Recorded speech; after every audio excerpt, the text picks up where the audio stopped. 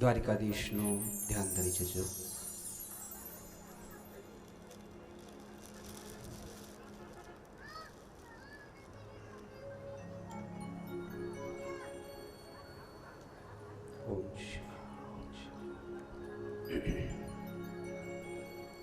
હે કૃષ્ણ કરુણા સિંધુ દીનબંધુ જગતપતે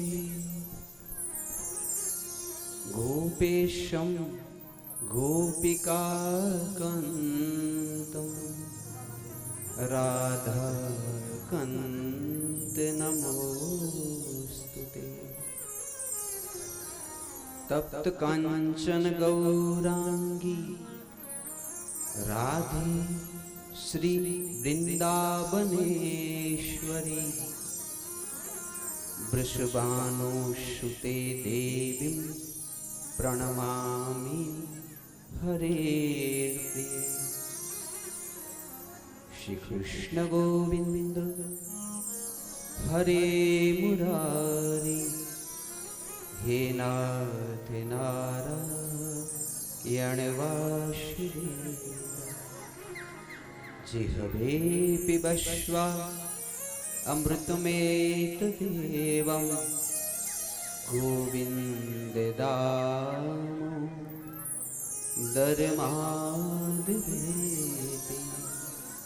ગોવિંદ દામોદરમાદવેતિ. પ્રાર્થના મંત્ર નમસ્કારેણ મંત્ર પુષ્પાંજલિ ભગવદ યુગ્મ ચરણ કમલાભ્યામ સમર્પયામિ. પ્રદક્ષિણા સાયંકાળે આપણે કરશું. અત્યારે જેટલા પણ અહીં પિતૃદેવોના આવાહન પોથી ઉપર થયા છે એ બધા જ પિતૃદેવોને પ્રણામ પૂજન યથાશક્તિ દક્ષિણા ઇત્યાદિ મૂકી જેટલી પોથીઓ છે એનું આપણે વરણ કરવાનું છે. બરોબર છે. આજે થોડુંક મોડું થઈ ગયું છે તો કાલાવાલા કરી ભગવાનને આમંત્રિત કરું. ત્યાં બધી પોથી ભગવાન છે એના પ્રણામ કરી પછી આપણા જે માવિત્રો છે એમના પણ આશીર્વાદ લેજો અને પછી ધીરજથી કથામાં બેસજો. દીકરીના આંગણે પધાર્યા છે, વૈદ પરિવારના આંગણે પધાર્યા છે.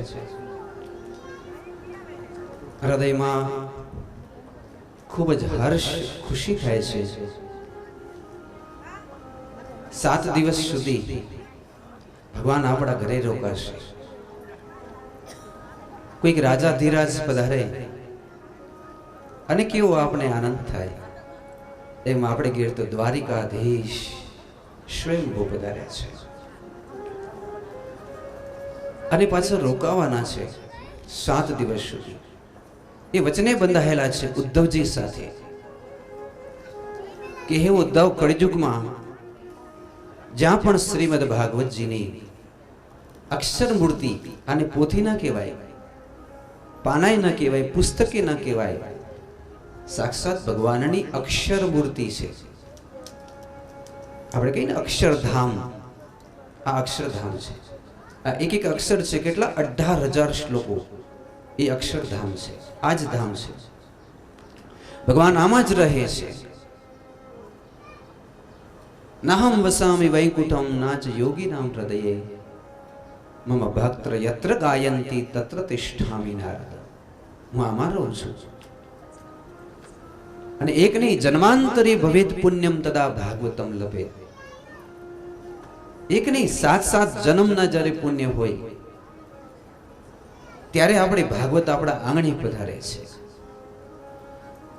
ગંગાજીમાં સ્નાન કરવા તો આપણે હરિદ્વાર જવું પડે, પ્રયાગરાજ જવું પડે, કાશી જવું પડે. પણ આપણા સદભાગ્ય કહેવાય કે આપણે ગોકુળ, મથુરા, હરિદ્વાર ક્યાંય નથી જવાનું. ભગવાન સ્વયંભૂ 68 તીર્થો, 7 ઋષિઓ, બધી જ નદીઓ, બધા જ સમુદ્રો, બધા જ દેવતાઓ, બધા જ પાર્ષદો, બધા જ ગોવાળિયાઓ, બધી જ ગાયો આજ તમારા આંગણે પધાર્યા છે. કેવું લાગે છે તમને?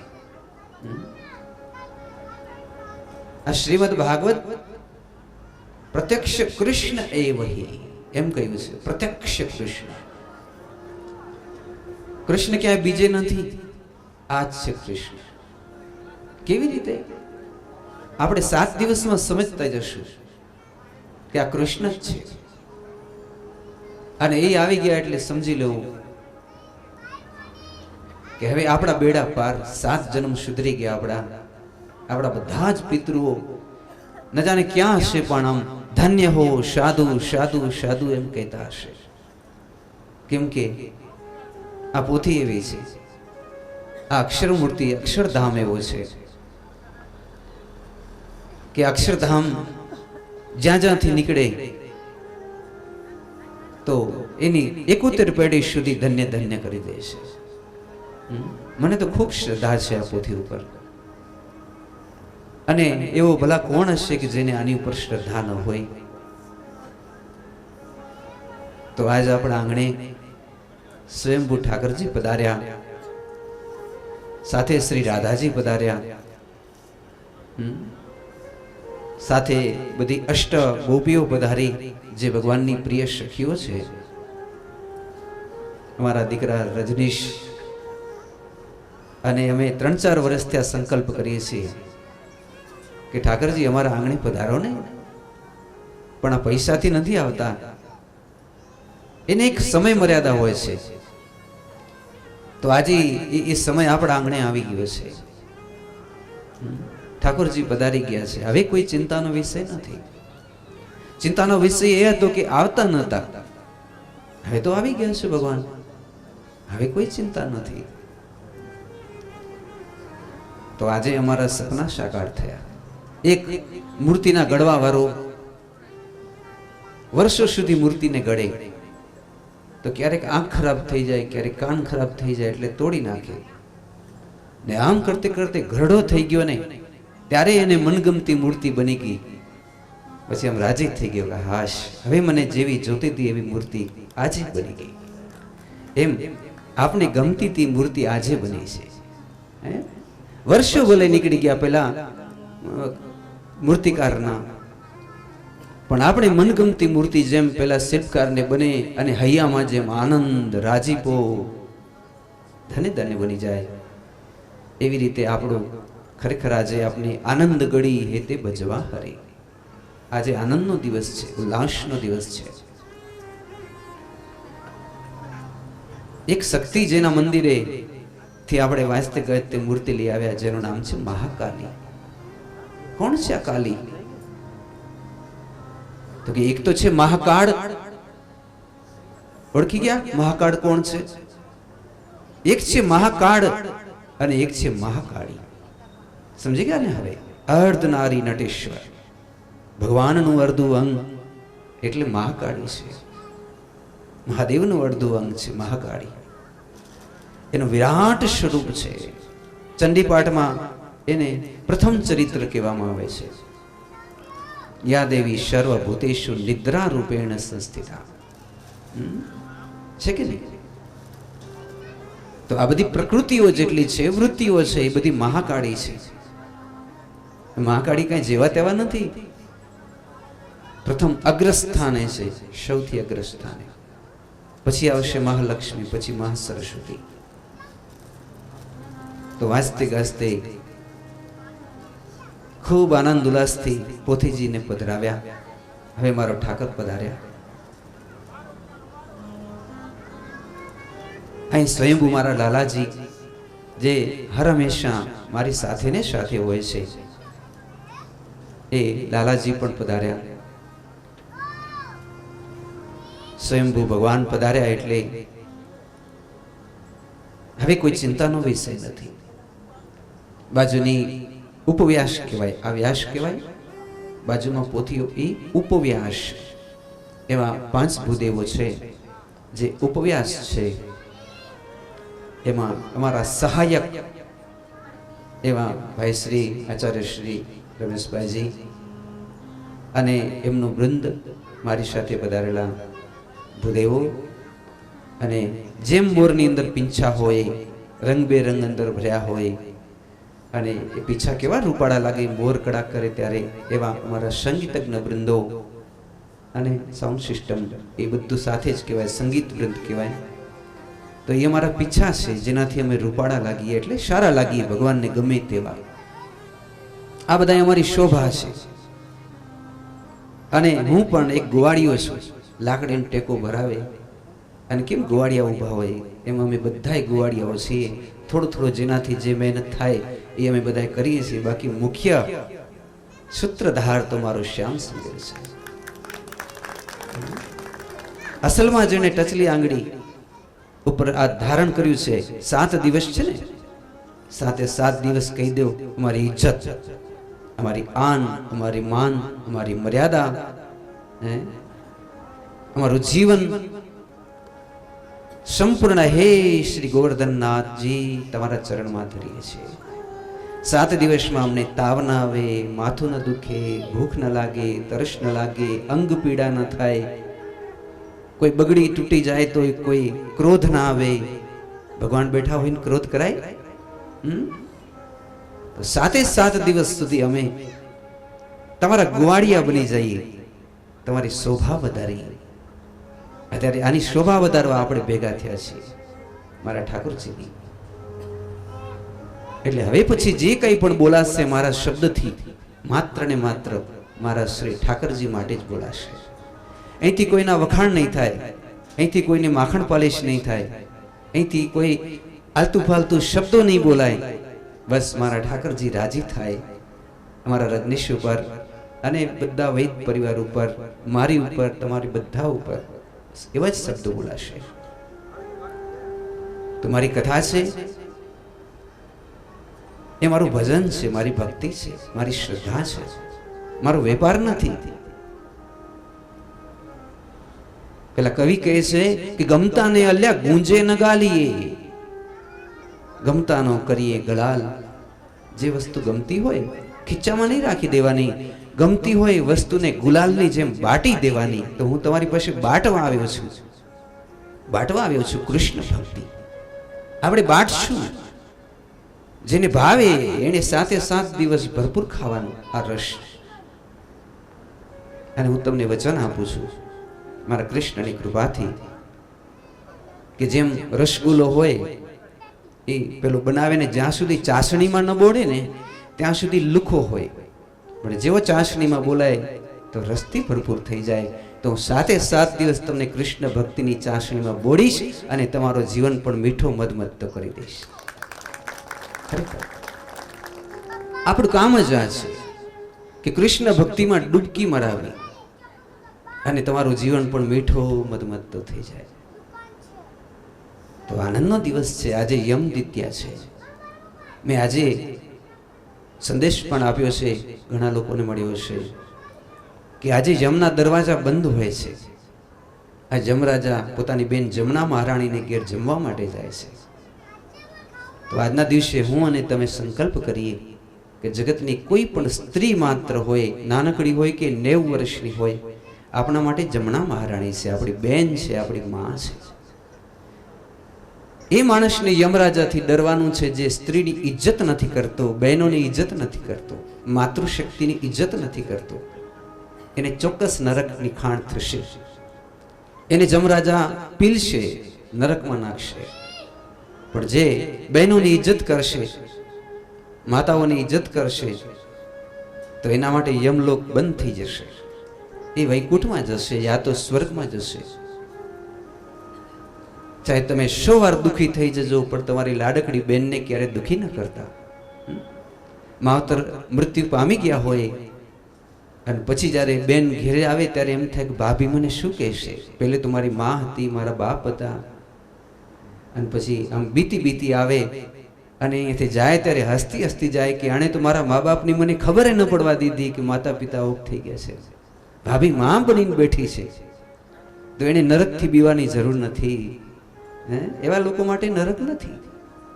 નરક પાપી અભાગીયા માણસ માટે છે. તો આજે યમ દ્વિતીયાનો મોટો દિવસ અને આજે મારા ઠાકરજીના પધરામણા થયા અને અમે બધાએ સાથે મળી બ્રાહ્મણ વૃંદો बस श्री मारा ठाकुर जी ने ये ज प्रार्थना करी, तमे अमने यशस्वी बनावो। एक श्लोक बोली मंगलाचरण करी अने आजनी कथानो प्रारंभ करशुं।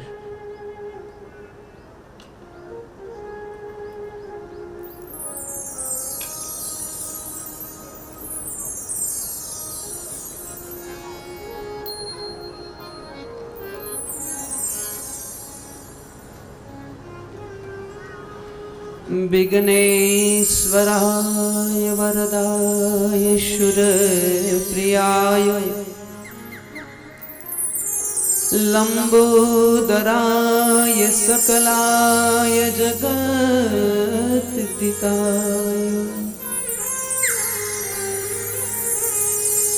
नागाननाय श्रुति यज्ञ विभूषिताय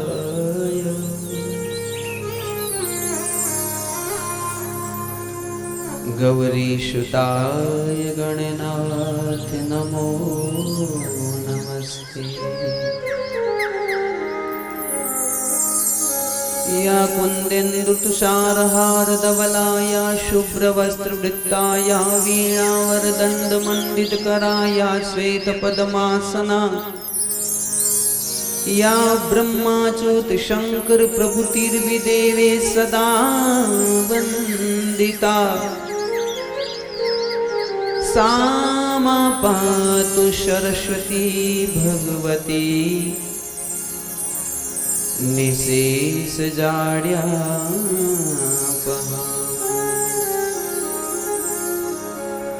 गुरुर्ब्रह्मा गुरुर्विष्णु गुरुर्देवो महेश्वरः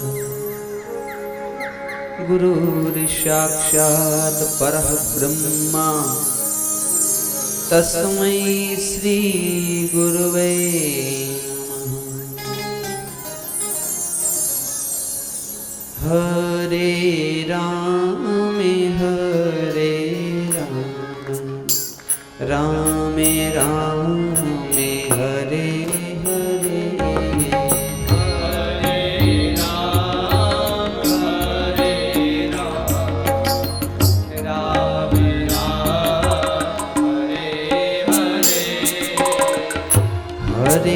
कृष्ण कृष्ण कृष्ण हरे हरे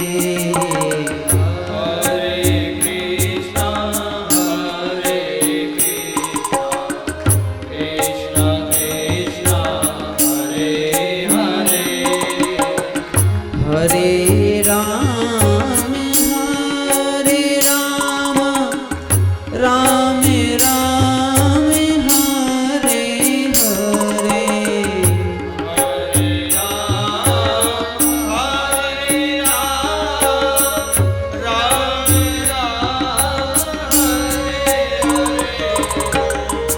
हरे कृष्णा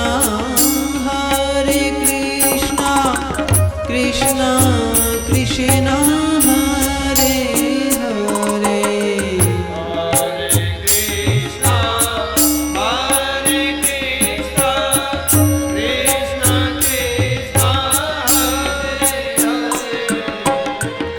हरे राम राम राम हरे हरे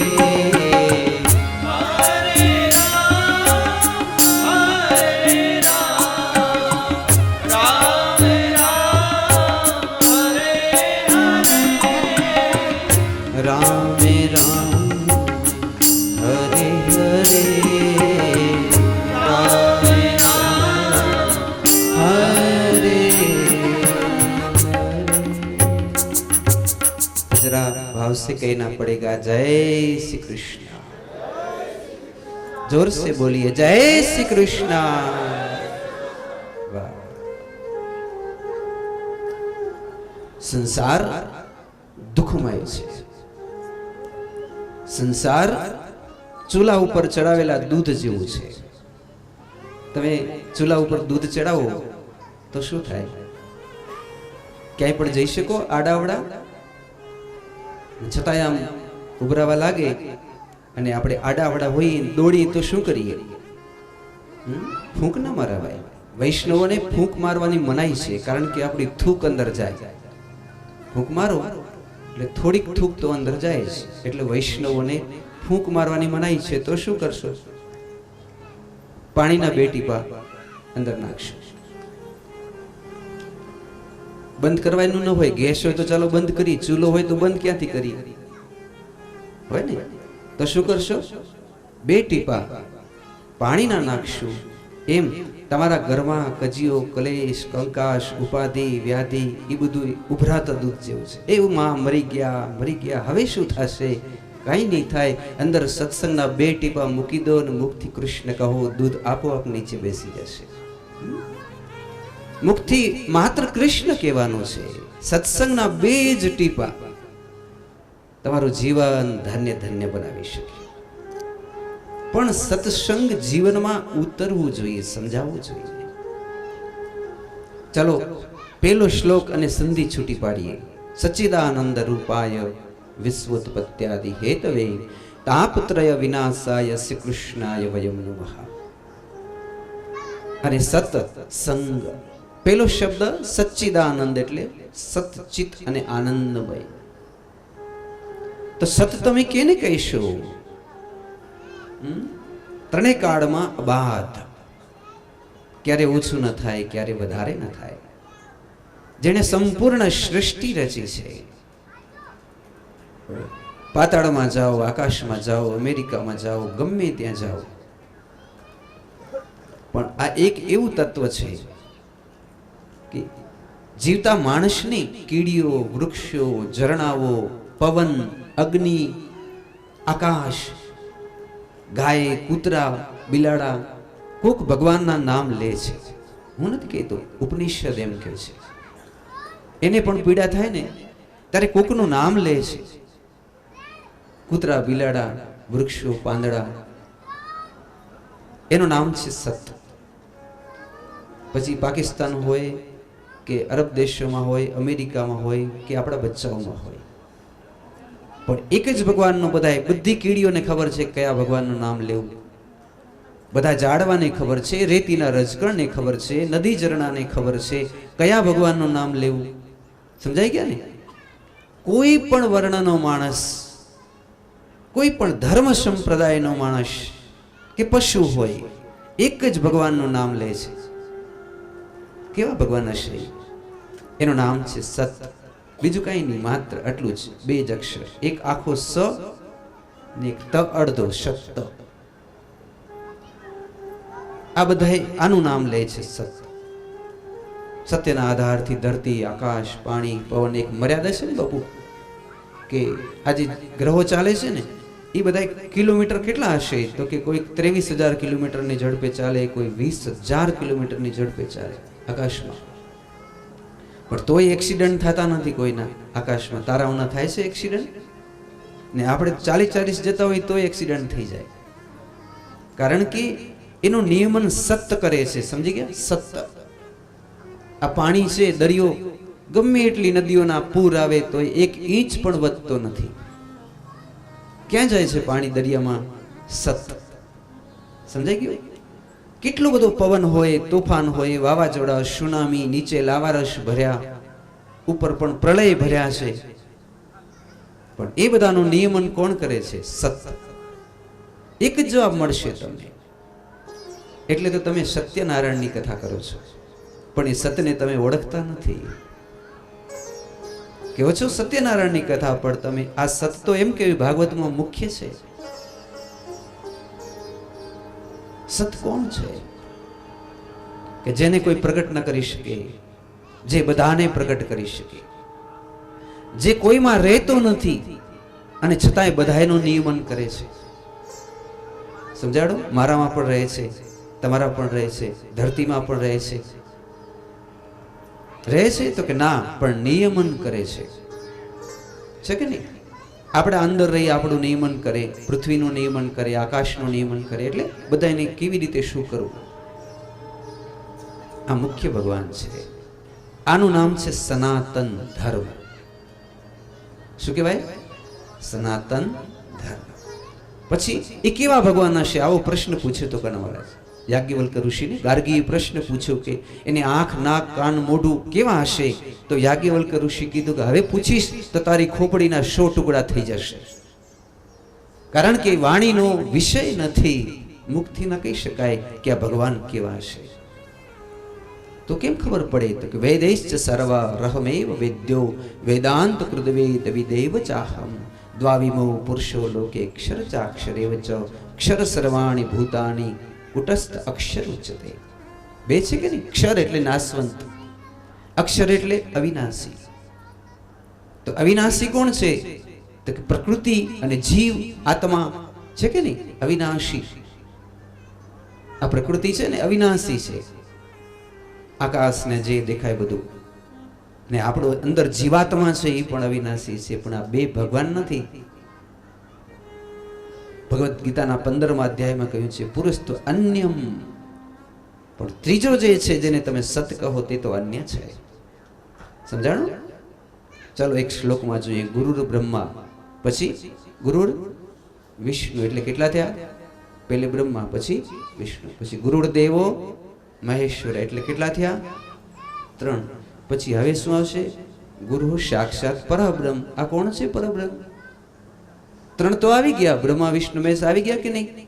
આ ચોથું કોણ છે? ઓળખો છો તમે એને? આ ચોથી જે વસ્તુ છે એનું નામ જ આ સત છે, પરબ્રહ્મ. કોઈ પરમ બ્રહ્મ કહે, કોઈ પરબ્રહ્મ કહે, કોઈ સચ્ચિદાનંદ કહે. બહુ અઘરી વસ્તુ છે. મારો ભેજું આમાં કામ નથી કરતું, તમારું ક્યાંથી કરશે?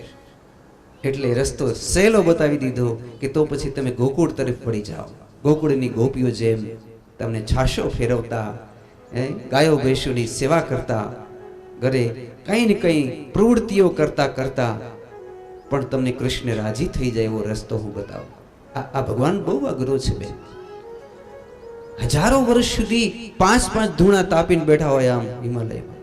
કોઈ કરોડ વર્ષ સુધી નાક બંધ કરી બેઠા હોય, કોઈ ઊંધે માથે લટકી જાય, ધોરમનાથ જેવા સોપારી ઉપર માથા રાખી અને 12 વર્ષ તો એમને એમ લટકી ગયા હતા. દેખાણા ભગવાન? તમે કરી શકશો એવું? એટલે કહું છું કે આ રસ્તો અઘરો રસ્તો છે, આ જ્ઞાનનો રસ્તો છે. એટલે હવે આ કથા તમને ભક્તિના રસ્તા તરફ લઈ જશે, કે જે ભક્તિના રસ્તામાં એક અભણ માણસ હોય એની ઘેર પણ, કર્માબાઈની ઘેર પણ મારો શામળિયો ખીચડી ખાવા દોડ્યો આવે. સમજાય ગયું? આ હું એ જ કહેવા માંગુ છું તમને, કે તમે અઘરી અઘરી વસ્તુમાં હાલે જશો ને, બ્રહ્મ કોણ છે, સત કોણ છે, ચિત્ત કોણ છે, વેદ કેટલા, આ બધું કરવા જશો તો તમારું ગજુ નથી. તમે નહીં પહોંચી શકો 7 જન્મમાં. સહેલો રસ્તો એ જ છે કર્માબાઈનો, મીરાબાઈનો, નરસિંહ મહેતાનો, ગોકુળ ગામની ગોપીઓનો, અને અમારા ઠાકોરજી જે ભાગવત કથા કહી, આ સહેલો રસ્તો છે. જ્યારે ભગવાન અંતર્ધ્યાન થયા હતા ને, ભાલકા તીર્થમાં થયા હતા. ખબર છે તમને ભાલકા તીર્થની? પીપળાના ઝાડ નીચે બેઠા હતા. કેટલાને ખબર છે? જરાક આંગળી ઊંચી કરજો. હા, અહીંયા બાજુમાં જ છે. અહીંથી 100-200 કિલોમીટર થાય. તમને જો ખરેખર કૃષ્ણ ઉપર પ્રેમ હોય તો એકવાર તમારે ત્યાં જવું જોઈએ. પીપળાનું ઝાડ છે, ત્યાં કને ભગવાને ડાબા પગ ઉપર પોતાનું જમણો ચરણ ચડાવ્યો હતો, જરાપારાથી બાણ મારે તો. એ કથા તમને ખબર છે. અને લોકો દૂર દૂરથી દર્શન કરવા આવે, હજારો કિલોમીટરથી. અને આપણે કેવા કહેવાય કે બાજુમાં છીએ તો એ આપણે ત્યાં ભાલકા તીર્થ નથી પહોંચ્યા. મુખ્ય તીર્થ છે ભાલકા. એમાં ભગવાન સમાઈ ગયા છે, અંતર્ધ્યાન થઈ ગયા છે. સંકલ્પ કરજો, ટાઈમ મળશે તો આ નવા વર્ષમાં ચોક્કસ સમય મારા ઠાકોરજીના દર્શન કરવા જશો. ભાલકા તીર્થ. એ કથા આગળ આવશે એટલે કહીશ, પણ મારે જે વસ્તુ તમને કહેવી છે તો પછી ભગવાન વિના જ્યારે ભગવાનની કેટલી પટરાણી હતી બોલો? 16,108. તો ભગવાન વિના આ એમની પટરાણીને ગમતું હશે કે નહીં ગમતું હોય? ભગવાન તો હાલ્યા ગયા, પટરાણીઓ બચી ગઈ. હવે શું થયું? તો કે પટરાણીઓ ખાતી નથી, પીતી નથી, રડ્યા રાખે છે. પ્રભુનો વિયોગ કોઈથી સહન થતો નથી. છે કે નહીં? સમજાય છે ને આખી કથા? કોણ રડે છે? ભગવાનની 16,108 પટરાણી. કેમ? તો કે ભગવાન ચાલ્યા ગયા, યાદવો બધા નાશ પામી ગયા, 56 કોટી. ખાલી બેનો જ બચી છે, બાઈ માણસો જ, બાકી કોઈ નથી બચ્યું. વજ્રના બચ્યા પણ એ તો આ બાજુ હતા, ઈરાન અફઘાનિસ્તાન બાજુના હતા, એટલે બચી ગયા હતા. કોઈ નથી, માણસ જ નથી, બધી જ બેનો બેનો. અને એક જ અર્જુન, એ બચી ગયા છે. સમજાડો? હવે આ બધી રડે છે તો એને કેમ સમજાવવા કેવું? એટલે હવે કથા આવે છે જે તમને મારે તમને કેવી છે કે એમાં કાલિંદ્રી માતાજી 16 શણગાર સજીને બેઠા છે. આમ ઘડીક કથા હરીસમ જોઈ રાજી રાજી થાય. કાલિંદ્રી એટલે ઓળખો છો ને, જમના મહારાણી, બહુ રાજી થાય. એમનું સ્વરૂપ કેવું હતું? શ્યામલ શ્યામલ. ભગવાનનું રૂપ એવું જ હતું. જમનાજી કાળા કાળા છે ને, તો 16 શણગાર સજે, બધી દુખી થાય, પણ આ માતાજી દુખી નથી થતા. એટલે એક દિવસ બાકીની પટરાણીઓ હતી ને, એને આમને કીધું કે આપણા પતિ જો ચાલ્યા જાય તો આપણાથી આવું ટીપટોપ કરાય? હે માતાજી, તમે તો આ બધું શણગાર સજી અરીસામાં જો, આમ કરો તેમ કરો, તમને ભગવાનનું વિરહ નથી લાગતું? એટલે કાલિંદ્રીજીએ હસીને કીધું કે મને વિરહ નથી લાગતું, કારણ કે કૃષ્ણ ક્યાંય પણ મારાથી દૂર જાતા નથી. હે? તો કે હા, કૃષ્ણ મારાથી ક્યાંય દૂર જ નથી જતા. તો કે એવું શું છે તમારી પાસે? તો કે શ્રીમદ ભાગવત કથા. આ શ્રીમદ ભાગવતની કથા ભગવાનની હું નિત્ય ગાઉં છું, 24 કલાક ગાતી રહું. આ જો ભગવાન બેઠા છે બાજુ, એ ક્યાંય જાતા જ નથી. જ્યાં ભાગવતનો શ્લોક ગાય એ મૂકીને જાય જ નહીં ક્યાંય લો. તો તમે એમ કહો છો ભગવાન ચાલ્યા ગયા, હું એમ કહું છું ભગવાન તો આવી રહ્યા. આ રહ્યા ભગવાન. તો બધી પટરાણી કહે છે કે બેન અમને પણ કથા કયો ને કૃષ્ણની. માતાજી યાદ કર્યા ઉદ્ધવજીને. ઉદ્ધવજી હતા બદ્રી કેદાર, સમાધિ છૂટી. માં કાલિંદ્રી મને યાદ કરે, તરત જ વૃંદાવન ગોવર્ધનની તળેટીમાં પધાર્યા. કોણ? ઉદ્ધવજી. કાલિંદ્રી માં સામે હાથ જોડ્યા, અને એ વખતે કાલિંદ્રી માતાજીએ આજ્ઞા કરી કે આ 16,108 પટરાણીઓ છે ને, એ બધાને તમે ભાગવતજીની કથા કહો, જેથી એને ભગવાન એવું લાગે છે ક્યાંક ચાલ્યા ગયા, પણ ભગવાન તો શ્લોક ગવાઈને હાજર થઈ જાય. આનાથી ભગવાનથી છેટાપણું મટી જાય છે. સમજાણું? આપણા વૈષ્ણવોને આપણો દીકરો ક્યાંક ચાલ્યો ગયો દુબઈ, તો આપને ગમે? કેવું યાદ આવે? એમાં આપણો બાપ, આપણો દીકરો, જે કઈ ભગવાન દૂર હોય તો આપને ગમે? નજીક લઈ આવવા શું કરવું? સહેલો રસ્તો, શ્રીમદ ભાગવતજી નું ગ્રંથ આપણા ઘરમાં રાખો. રોજ સવારે ઉઠી ભાગવતજીને નવા વસ્ત્ર પહેરાવા, પુષ્પમાળા પહેરાવી, એકાદો શ્લોક બોલો. ત્યાં તો એ ગમે ત્યાં હશે, દોડતો દોડતો આવીને કર્માબાઈની જેમ તમારા ખોડામાં બેસી તમારી કથા સાંભળવા માંડી જશે. આ કથા છે. આ કઈ આપણે નાટક કરવા થોડા ભેગા થયા છીએ. આપણી 71 પેઢીને ઉજ્જવળ કરવા આપણે ભેગા થયા છીએ. અને વાંચવા વાળા માટે બહુ મોટી જવાબદારી છે. કારણ કે વિરક્ત વૈષ્ણવ વિપ્ર વેદ શાસ્ત્ર વિશુદ્ધિકૃતા દ્રષ્ટાંત કુશલ ધીરા વક્ત કાર્યો અતિ નિષ્પૃહા. ખૂબ ભાવથી હું કથા કહીશ.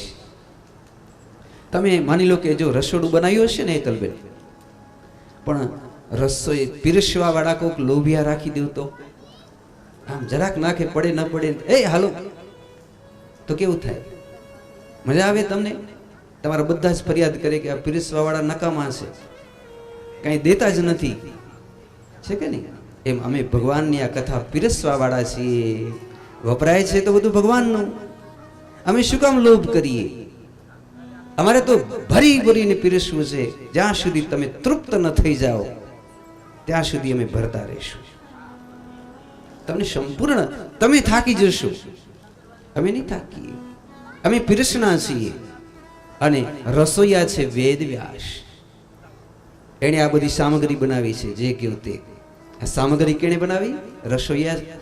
બનાવવા વાળા કોણ છે? વેદ વ્યાસ ભગવાન. પીરસણિયા કોણ છે? અમે વેઇટર છીએ, એના પીરસવા વાળા છીએ. અને તમને ભરી ભરી તૃપ્ત થઈ જાઓ ત્યાં સુધી પીવડાવશું. તો કૃષ્ણની કથા તો એવી મીઠી મધુરી કથા છે. એટલે હવે શ્રી સુખદેવજી મહારાજની વંદના આવે છે.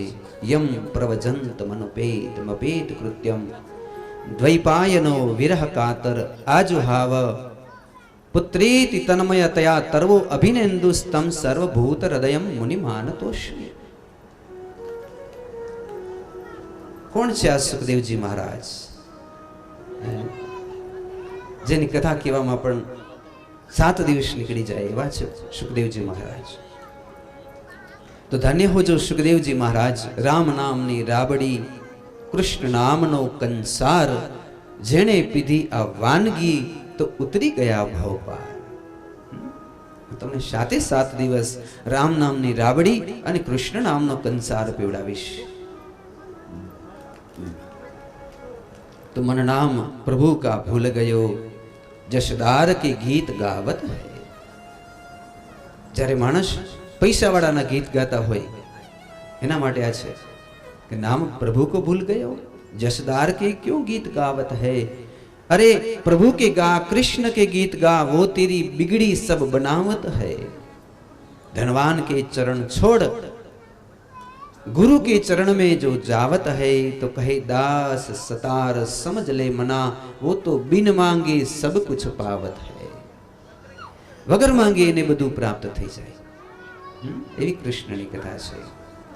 जो नेह प्रभु से लगावत है, तो सत ज्ञान गुरु उन्हें दिखलावत है. रह नाम प्रभु सब रहेम करे. रहेम એટલે દયા કરે. रह नाम प्रभु सब रहेम करे.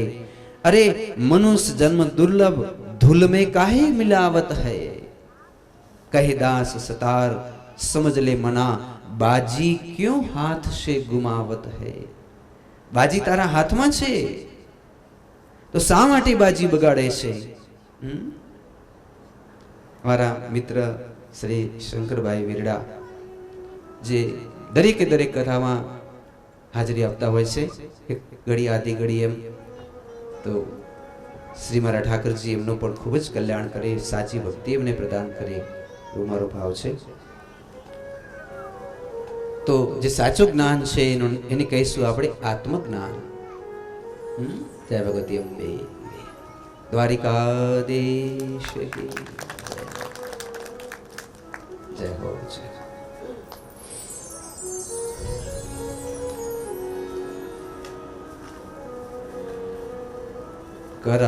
करारविंदे पदारविंदम मुखारविंदे विनवेशयन्तम्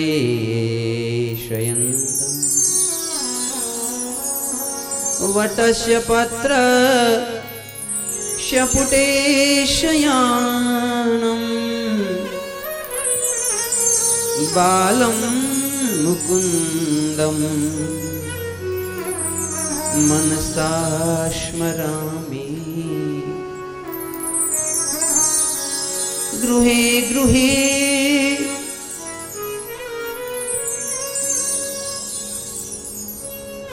गोपीओं वर्णन करे छे सुखदेवजी महाराज.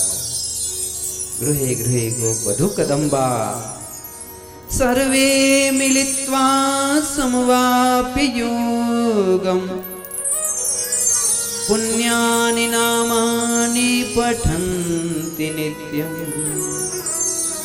गोविंद दामोदर देवेति. घणो समय थयो छे. गजानन गणपति महाराज ने हृदय थी याद करी, मां अंबा कालिका कुड़देवी ने याद करी. अहीं वांसनी ग्रंथिओं में, तुलसीना कुंडा में, कोई नारिયેળ में, मारी पोथीना एक एक अक्षर में तमारा बधा ज पितृ आवी अने बेसो. नामी अनामी जेना नाम लेवडाव्या होय ते, जेना नाम कदाच भूली गया होय तो नामी अनामी कोई पण पितृ गतिया होय, अवगतिया होय, पाताळ लोकमां होय, स्वर्गमां होय, नरकमां होय, वैकुंठमां होय, पशु योनिमां होय, देव योनिमां होय, मारी व्यासपीठ तमने निमंत्रित करे छे. हे पितृदेवो, तमे मारी पोथीमां बेसो, तमने शांति थशे. 7 दिवस सुधी हूँ तमने निमंत्रण आपू छुं.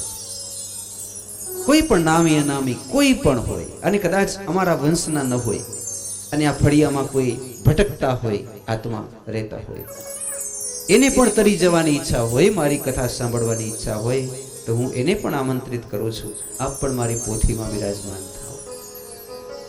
મારી પોથી છે એમાં જે આવીને તમે બેસશો અને બેઠા નથી, તમારી તરત જ મુક્તિ થઈ નથી. તમે જ્યાં ત્યાં ન બેસતા, યા તો તુલસીના કુંડામાં બેસો, યા તો મારી પોથીમાં બેસો, યા તો અહીં જે બ્રાહ્મણ દેવતાઓની પોથી છે ત્યાં બેસો, યા તો વાંસની કાતડીઓમાં બેસો. તો નામી અનામી કોઈ પણ પિતૃદેવો તમે પધારો. અને કદાચ આ વંશના કોઈ સદગુરુ છે, જોગી બાપુ, તમે પણ બેસો મારી પોથીમાં. અહીં તસવીર છે. અથવા તો આજુબાજુમાં કોઈ દેવ, દેવસ્થાન, પીર, પેગંબર જે કોઈ પણ હોય, એને મારી વ્યાસપીઠ આમંત્રણ આપે છે કે આપ મારી પોથીમાં બેસો. 7 દિવસ સુધી આપ બિરાજો. અમે જે કોઈ પણ છે એને પ્રણામ કરી આપનો બધેનો અભિવાદન કરીએ છીએ. અમે તમારું કલ્યાણ કરશું, તમને નુકસાન નહીં પહોંચાડીએ. જે કોઈ પણ દેવ, પિતૃ, ભૂત, પ્રેત, જે કોઈ પણ જોની વાળા હો, તમે પધારો. હું આપને 7 દિવસમાં મુક્તિ અપાવીશ. એટલે મારા શ્લોકોથી તમારી નિર્મળતા આવશે અને નિર્મળતા આવતા તમે વૈકુંઠને પ્રાપ્ત થશો. તો પિતૃદેવો તમે પધારો. હે કુળદેવી માં, આપ પણ પધારો. અહીં બિરાજો માં, અને અમારા આ આંગણાને દીપાવો. અમે જે તમારા ગોઠિયા, બાળકા, છોરુડા માં અમારી વાણીમાં પવિત્રતા આપો, અમારી નજરમાં ઉન્નતતા આપો, પવિત્રતા આપો. હે કુળદેવી, આપને વંદન કરીએ છીએ. અને હે ધરતીમાં, આજ તમારા આંગણે સાક્ષાત તમારા ભગવાન પધાર્યા છે. તો હે ધરતી માતા, આજુબાજુની જે કોઈ પણ, કેમ બ્રજ 84 કોષ છે, એમ 84 કોષની અંદર અમારી આ ધરતી એ વૃંદાવન જેવી પવિત્ર થઈ જાય, અને જેથી દોડી દોડીને મારો ઠાકર મુરલી વગાડતો વગાડતો અહીંયા આવે અને આપણા બધાયના જીવનને ધન્ય ધન્ય બનાવે. તો આ આમંત્રણ એટલે મંગલાચરણ, જે સંસ્કૃતમાં હોય મેં ગુજરાતીમાં કર્યું, આપણે બધાને સમજાય એટલે. તો પધારો, હું આપને વંદન કરું છું. પછી મંચસ્થ બ્રાહ્મણોને પણ હું પ્રણામ કરું છું.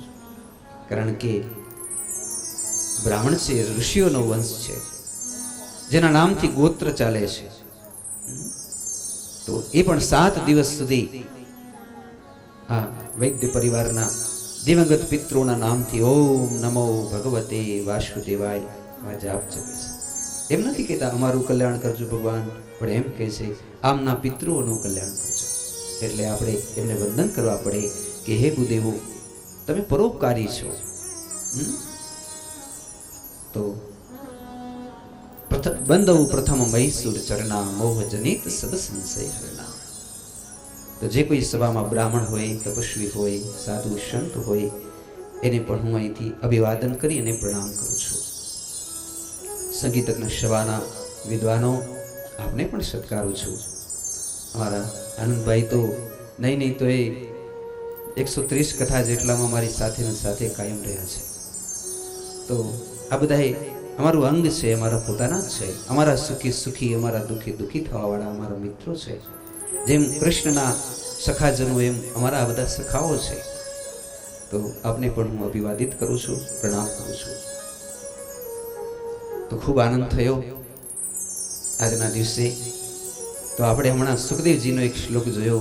યમ પ્રવચંત મનુપેત મપ્રેત કૃત્યમ દૈપાયનો વિરહ કાતર આજુહાવ પુત્રેતિ તન્મયતયા તર્વો અભિનેન્દુ સ્તમ સર્વભૂત હૃદય મનિમાનતુષ. એનું ભાષાંતર આપણે બપોરે 3 વાગ્યાના સત્રમાં જોશું. તો આવો ભગવાનને દૂધ પીવડાવીએ, ભગવાનને દૂધ અને ઘડીક સંકીર્તન કરીએ.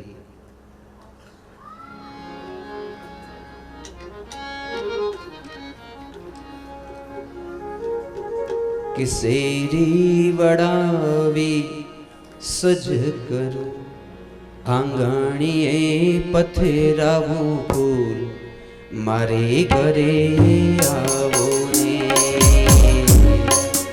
મારે ઘરે આવો ને, મારે ઘરે આવો ને. શેરી વડાવી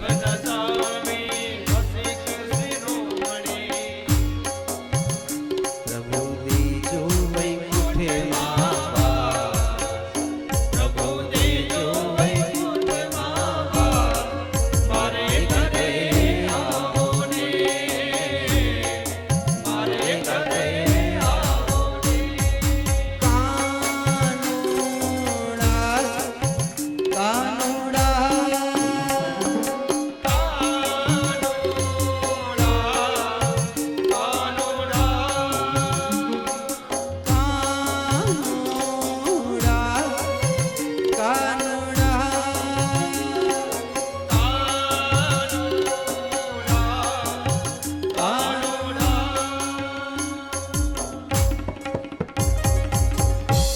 बालकृष्णलाल की द्वारिकाधीश की श्रीमद्भागवत भगवान की कुलदेवी महाकाली मात की अपने सदगुरु भगवान की जय। नमः पार्वती पते हर हर महादेव। भाव से कहो जय श्री कृष्ण। અત્યારે આ સત્ર પરિપૂર્ણ થાય છે। બધા જ ખૂબ જ ભાવથી પ્રસાદ લેજો। રસોડે મહાપ્રસાદ તૈયાર છે। ફરી પાછા 3 વાગે મળશું ભાવમય કથા સાંભળવા માટે। તો એવું નક્કી કરજો કે અમે 7 દિવસ એવું ખાશું પીશું કે કરશું કે જેથી 7 દિવસમાં માંદા ન પડીએ, નહીં તો આપણો સમય પાછો દવાખાનામાં નીકળી જાય। એટલે એક ખાસ ખ્યાલ રાખજો, ખાવાનું બરોબર પ્રેમથી ખાઓ, પણ એવું ખાજો કે જે માંદા ન પડી। બાકી આપણે કોઈ નિયમ નથી કથાનો, બસ એક જ સાત્વિક ભોજન ખાજો, નિયમિત જીવન રાખજો, માંદા ન પડજો। અને છતાં એવું લાગે તો મારા શ્રી ઠાકરજીને પ્રાર્થના કરજો કે પ્રભુ એક જ અમારી એટલી વિનંતી છે, અમે एकदम निरोगी तंदुरुस्त रही 7 दिवस कथा सामने सकी। अस्तु। जय श्री कृष्ण। जय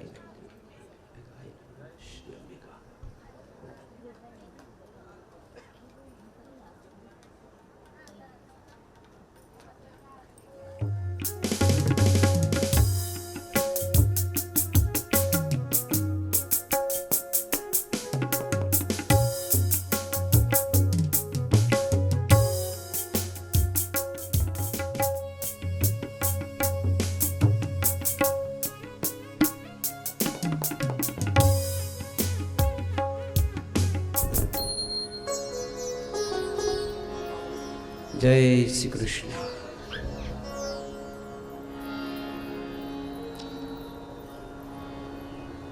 जड़ चेतन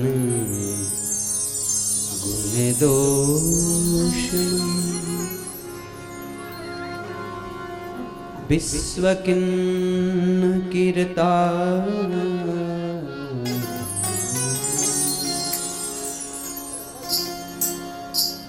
संत हंस गुण गहि पय पर हरि बारी भिखारी। अब ले लो बोले चार्ज ले लो मुझे ले लो।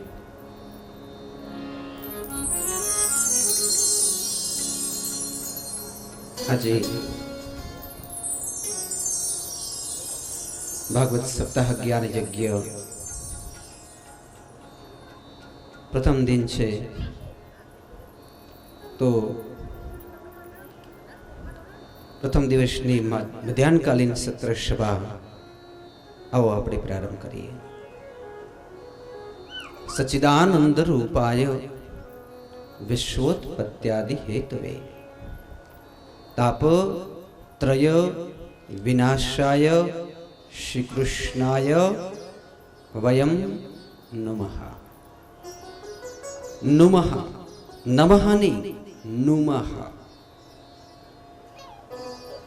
राधा जी सहित भगवान श्री कृष्णचंद्र ने हूँ प्रणाम करूँ छू। आओ प्रारंभ करिए। श्री रामचंद्र कृपालु भज मन हरन भवे भय दारुणं से चंद्र कृपालु भज मन हरन भवे भय दारुणं नवे कंज लोचन कंज मुखे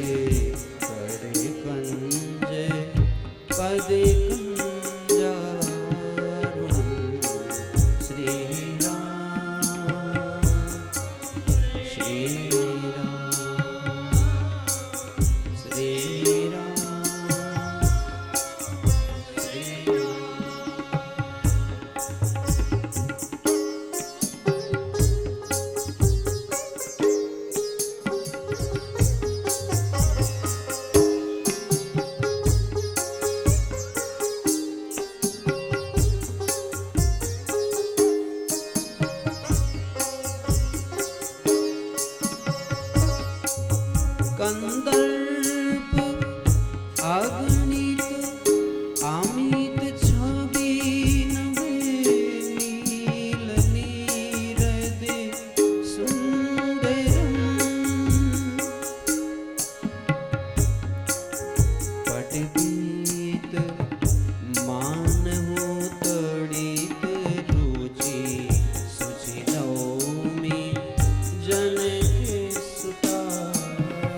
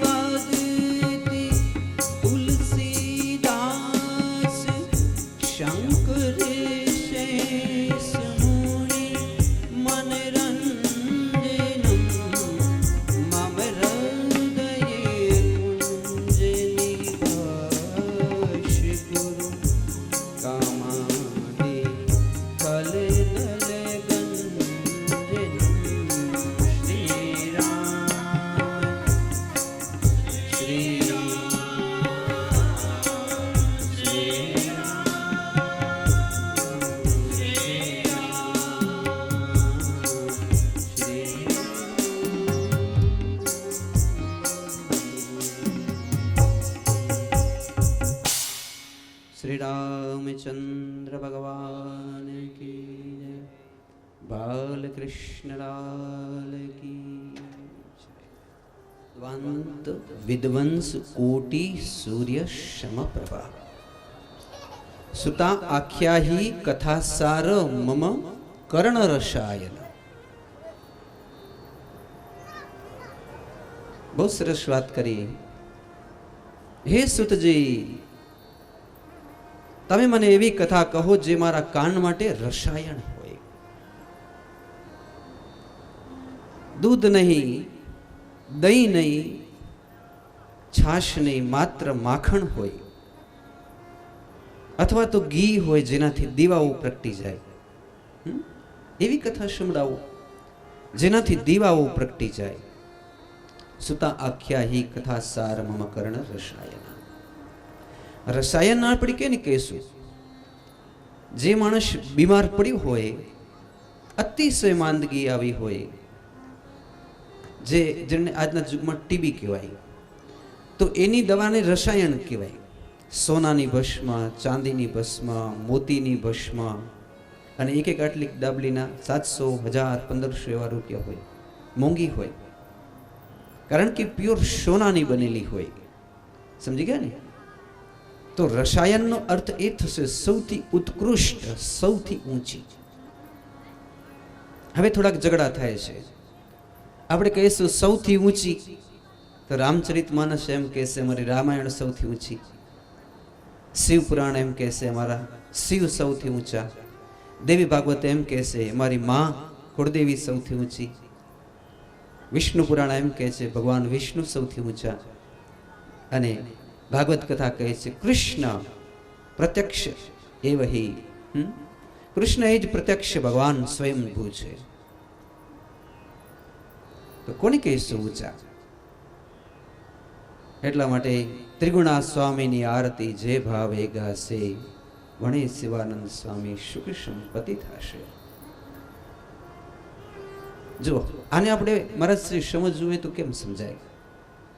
બ્રાહ્મણને તો ખબર પડી જ જાય, પણ તમારે પણ સમજવું હોય તો બ્રાહ્મણ સંધ્યા કેટલી કરે? 3।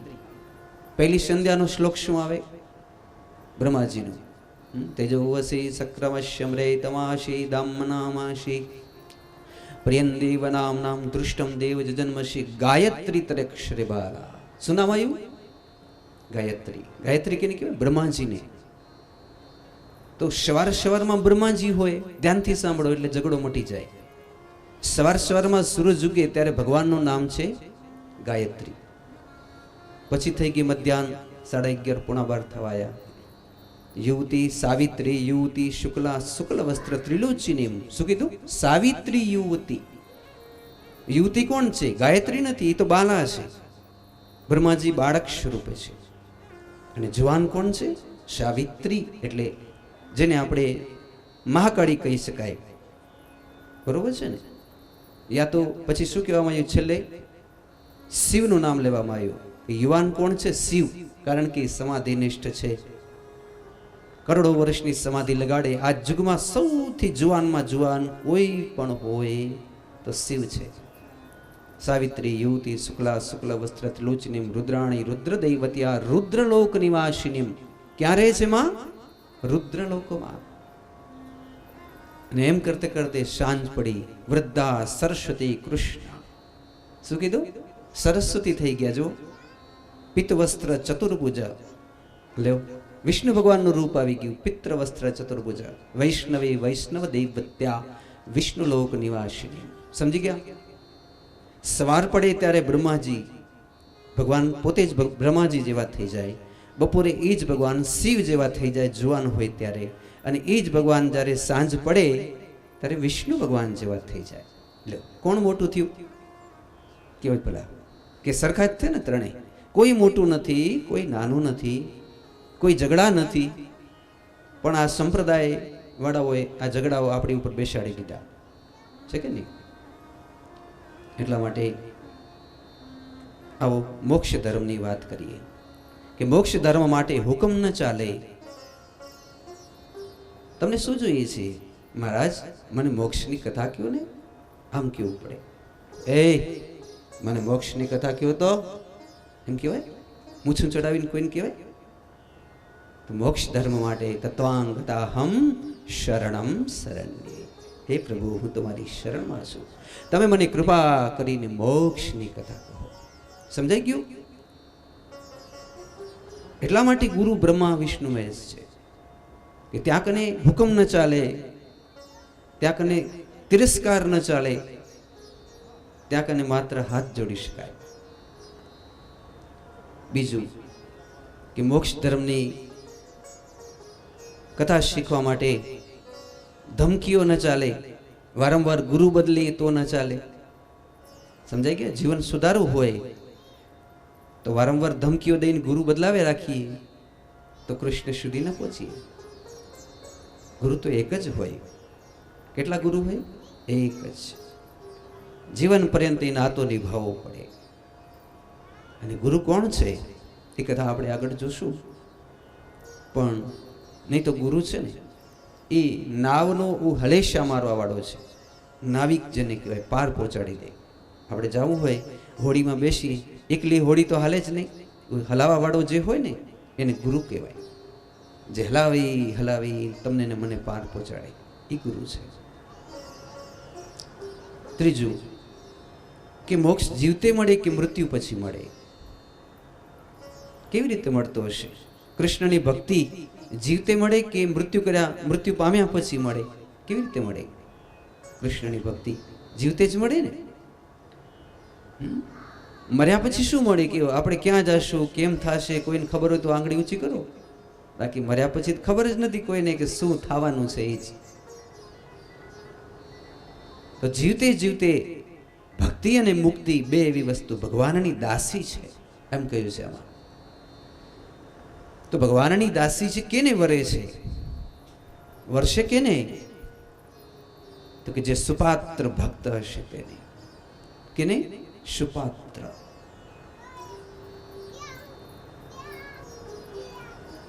કેવી રીતે સમજાય? તો કે એક રાજાએ એક શિલ્પકાર હતો ને, જૂના જયપુર જઈને કે મને મૂર્તિ બનાવી દે. શેની? તો કે મારા કુળદેવીની મૂર્તિ બનાવી છે. ના, હું તો શિવ સિવાય કોઈને મૂર્તિ બનાવતો જ નથી. હું શિવનો ભક્ત છું. શિવની કહેતા હો તો 10 મૂર્તિ બનાવી દઉં, બાકી માતાજીની મૂર્તિ કહો તો હું નહીં બનાવી દઉં. તો કે તારા રૂપિયા બોલ, 50,000, લાખ, 5 લાખ કેટલા લઈશ? તોય ના પાડી. પછી આમાં એવી કથા છે કે એણે રાજાને કીધું ફરિયાદ કરે ને રાજા પાસે કે રાજા આને કયો ને, તમે ધાક ધમકી કરો તો જ બનાવી દેશે મૂર્તિ, નહીં તો નહીં બનાવી દે. એટલે રાજાએ બોલાવીને આમ દમદાટી કરી, કેમ ન બનાવી દેતું?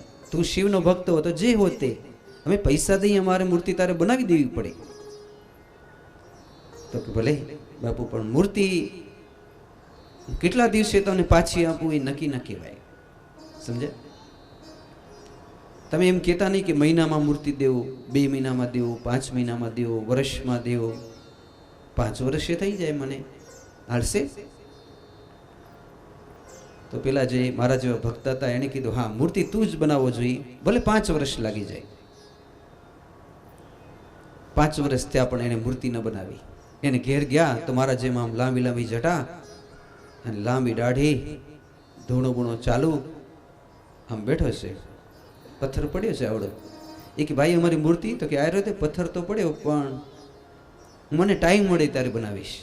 અરે હવે તને 5 વર્ષમાં હજી ટાઈમ નથી મળ્યો તો તારે બનાવી છે કે નહીં? તો કે ના ના, બનાવી દઈશ, પણ થોડીક ધીરજ કરો. ધ્યાનથી સાંભળવા જેવી કથા છે. એમ કરતે કરતે 11 વર્ષ થઈ ગયા. હવે તો જે માનતા રાખી હતી મંદિરવાળા, એના પણ વાળ વધી ગયા, લાંબા થઈ ગયા. એ કે આપણે 2 સરખા થઈ ગયા, હવે તારી મૂર્તિ બનાવી દેવી છે કે નહીં? એટલે એ કે ઉભો રે, હવે બનાવી દઉં. પછી દિવસ ને રાત એણે મહેનત કરી અને એવી સરસ મૂર્તિ બનાવી. હમણાં બોલશે. રાજી થઈ ગયો. બોલ, તારા કેટલા રૂપિયા આપું? તો કે ના, રૂપિયા ના જોયું મને. તો કે મને તો બસ થોડીક જમવા જેવી સામગ્રી ને એવું કરી દો મને. તો કે તો પછી આટલા વર્ષ તે લગાડ્યા કેમ મૂર્તિ બનાવવામાં? તો હવે સાંભળવા જેવી કથા છે. એણે બહુ સરસ વાત કરી કે માની લો કે હું માતાજીની મૂર્તિ બનાવું, હું તો શિવનો ભક્ત, અને માની મૂર્તિ એટલે મારી માં પાર્વતી અંબા, એની મૂર્તિ બને. હવે એની છાતી બનાવવી પડે કે નહીં? એની નાભી બનાવવી પડે કે નહીં? એની સાથળ બનાવવી પડે કે નહીં? તો હું તો વિષય વાસનાથી ભરેલો પાપીઓ માણસ છું. તો જ્યારે તમારી મૂર્તિ મેં સંકલ્પ કર્યો ને, ત્યારથી હું ઘાસ પાંદડા ખાઉં છું. અને હે માં, મને વિકાર ના આવે, હે શિવ, મને વિકાર ના આવે.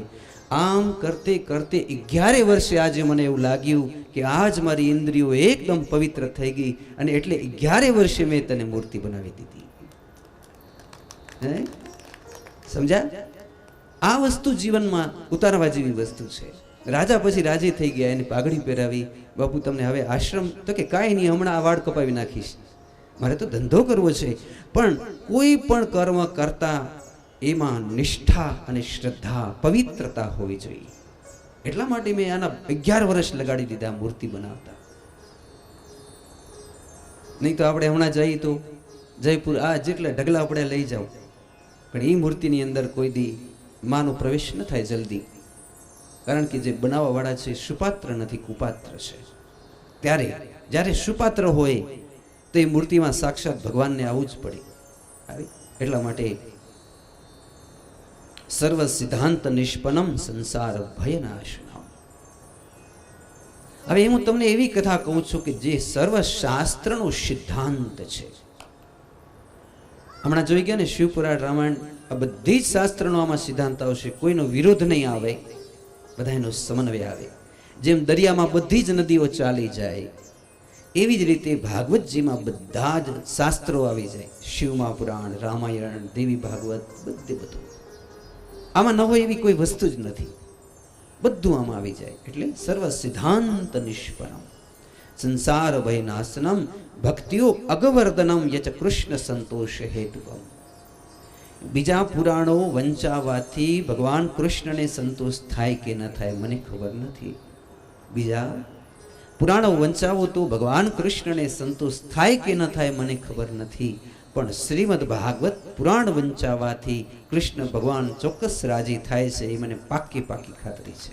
આમ કહ્યું છે, કૃષ્ણ સંતોષ હેતુકમ કાલ વ્યાલ મુખ ગ્રાસ ત્રાસ નિર્ણાસ હેતવે ભાગવત શાસ્ત્રો કલો કીરેણ ભાષિતા. શું છે? ભાગવત શાસ્ત્ર કલો કીરેણ ભાષિતા. કળિયુગની અંદર એક ભાગવત શાસ્ત્ર જેવું છે કે જે સાંભળ્યા પછી અજામિલ જેવો પાપીઓ તો કે મુક્તિ થઈ ગઈ, ધુંધુકારી જેવો પાપીઓ મુક્તિ થઈ ગઈ, કંસ જેવો પાપીઓ મુક્તિ થઈ ગઈ, અગાસુર બકાસુર પૂતના મુક્તિ થઈ ગઈ. આપણે કેવા છીએ? એવા જ છીએ લગભગ, અગાસુર બકાસુર જેવા જ છે કે નહીં? આ કથા એમ કહે છે તમે ગમે તેવા હશો, અગાસુર બકાસુર જેવા હશો, તો હું તમને ચોક્કસથી મુક્તિ અપાવીશ. ભાગવત શાસ્ત્ર એમ કહે છે, हमको मन की से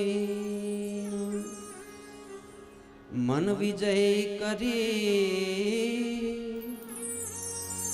दूसरों के जैसे पहले खुद को जय करे.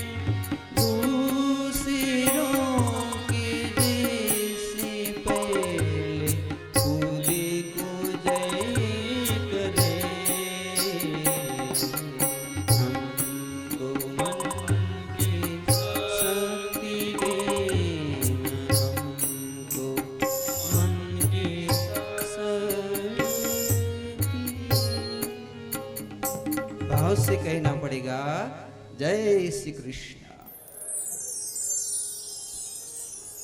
હવે એક કથા બતાવે છે કે એક 17 વર્ષના દીકરા જેનું નામ છે સુતજી મહારાજ ક્યાં પહોંચ્યા? નૈમિષારણ્ય. ગયા છો કોઈ દી નૈમિષારણ્ય? ત્યાં કને 88,000 ઋષિઓ રહે છે. શું કામ રહેતા હશે? કઈ શાકભાજી વેચીને ધંધો નથી કરતા કઈ? પણ આવા પુરાણો લખે છે. જેટલા જેટલા પુરાણો ઉપનિષદો લખે છે કે નહીં? કેટલા છે? 88,000 ઋષિ. સવાર પડે ત્યાં તો આમ એવા તો અગ્નિહોત્રના ધુમાડાઓ થતા હોય, જોઈને આપણે એમ થાય કે વાહ વાહ કુદરત, વાહ, નવી જવાનું મન થાય. સૌથી જે મોટા છે એનું નામ છે સૌનક ઋષિ. અને સૌનક ઋષિની અવસ્થા એમ કહેવાય કે આ આંખના આપણા બ્રહ્મર અને પાંપણ છે જમીનમાં આડે છે. સમજી ગયા? કેટલી ઉંમર હશે એની? તો કે કોઈને ખબર ન હોય. આ વાળ છે ને આવડા લાંબા, અને દૂરથી જોઈએ ને તો જાણે રીછ ઉભા એવા લાગે. હજારો વર્ષની અવસ્થા. આપણા જીવન જો રાતે દેખાઈ જાય ને આપણે બી જઈએ. ઊંચા 20 ફૂટ ઊંચા, કારણ કે સતયુગના છે. આંખના ભ્રમર આટલા, જટાઓનો તો કોઈ પાર નથી, આમ રૂવાડાઓ એટલા. તો કેટલી ઉંમર થઈ? હજારો વર્ષની. સમજાડો? હવે એક બ્રાહ્મણ પધારે, એની ઉંમર કેટલી છે? 17 વર્ષ. મારે આજ તમને બતાવું છે. 17 વર્ષના સુતજી આવ્યા અને આ હજારો વર્ષના બ્રાહ્મણ જોઈને રાજી થઈ ગયા. આ સુત મહાપુરાણી પધારે હે. કેમ? તો કે ભગવાન વેદવ્યાસ પાસે સુખદેવજી મહારાજ અને આ શુત પુરાણી બે બાજુમાં બેસીને શ્રીમદ ભાગવતજી ભણતા હતા. તો બંને જણાએ ગુરુ પાસે એવી ભાગવત શીખી છે જેનો કોઈ જોટો નથી, જેનો કોઈ પાર નથી. ભલે ઉંમર 17 જ વર્ષની છે, પણ સુખદેવજી મહારાજ આ બાજુ બેઠા હોય, આ બાજુ સુત પુરાણી બેઠા હોય, વ્યાસજી કથા કહેતા જાય, શીખવાડતા જાય. સમજાય છે? કથા લખી વ્યાસજીએ, ભણે છે કોણ? સુખદેવજી મહારાજ અને સુત પુરાણી. અને એ 17 જ વર્ષના સુત પુરાણી આવ્યા ત્યારે 88,000 ઋષિઓ ઊભા થઈ ગયા અને બધાએ પોતપોતાના મૃગચરણ કાઢી, બાપુ અહીંયા બેસો, બાપુ અહીંયા બેસો. તો એક જણા મોટા ઋષિ ચરણમાં પડી આંખના અશ્રુથી એના ચરણ ધોઈ નાખ્યા, કોઈકે પુષ્પો ચડાવ્યા, કોઈક આમ દંડવત કરવા માંડ્યા. સમજાણો? આ ભાગવત કથાનું મહાત્મ્ય છે. આની કદર જે કરી શકે તે, નહીં તો હજારો વર્ષના ક્યાં ઋષિઓ અને ક્યાં 17 જ વર્ષનો એક દીકરો રોમહર્ષણ. એનું નામ હતું રોમહર્ષણજી મહારાજ. પછી એક બ્રહ્મપીપળાનું ઝાડ હતું ને બાબુ, ત્યાં કને મૃગચરમાં પાથરી દીધું અને ત્યાં કને બેઠા. પછી એમ ઋષિઓને પ્રણામ કરી દીધું, હું તો તમારા દીકરા જેવો છું. તો કે ના, વ્યાસપીઠ ઉપર જે માણસ બેઠો, વ્યાસ વિષ્ણુ રૂપાય વ્યાસ રૂપાય વૈષ્ણવે નમો વે બ્રહ્મ વિદ્યતે વાસિષ્ઠાય નમો નમઃ. વ્યાસપીઠ ઉપર બેઠો એટલે ભગવાન વિષ્ણુ સ્વરૂપ કહેવાય. અહીંયાથી જો કોઈને પગે લાગી તો આપણે ભગવાનને નીચું જોડાયું કહેવાય. એટલે એક કથા આગળ તમને કહીશ જ્યારે બળદેવજીની કથા આવે ત્યારે, કે બળદેવજી આવ્યા ને તો બધા ઋષિઓ ઊભા થઈ ગયા નૈમિષાર. હે બળદેવજી મહારાજ પધાર્યા, પણ સુત પુરાણી આમ બેઠા રહ્યા, કારણ કે હું વિષ્ણુ રૂપ છું, મારાથી મર્યાદા કેમ ચૂકી જવાય. આજ હું ઊભીને ગમે તેને પગે લાગીશ તો એક સારો માણસ હશે, બીજો હલકો માણસ હશે, તો મારી અંદર જે વૈષ્ણવતા ભરી છે એને ધક્કો લાગે, ધાબ લાગે, મારી વાણી અભડાઈ જાય, એટલે કોઈને હું પ્રણામ ન કરી શકું. આવા તમે સૌ બેસો માથે બેઠા. હવે બીજી વસ્તુ કે બધાને પલાખી વાળવી પડે, કોઈ પગ ઉપર પગ ચડાવી ન શકે, પણ આ સુત પુરાણીએ આટલા બધા ઋષિઓ વચ્ચે પગ ઉપર પગ ચડાયો, ડાબા પગ ઉપર જમણો પગ ચડાયો. આ વ્યાસની લાક્ષણિકતા છે. સમજાઈ ગયો ને? એની મોટાઈ છે. પછી પૂછ્યું કે બાપજી મને આશીર્વાદ આપો કે હું મારી જીભ સદૈવ પવિત્ર રાખું, હું પાપિયા માણસના ગુણગાન ન કરું, હરામી ભ્રષ્ટાચારી માણસનો એક પૈસો દાન મારાથી લેવાઈ ન જાય, મારી બ્રાહ્મણતા અભડાવાઈ ન જાય મારાથી. બાપુ મને આશીર્વાદ આપો, બદલામાં તમે જે કહેશો એમ કરીશ.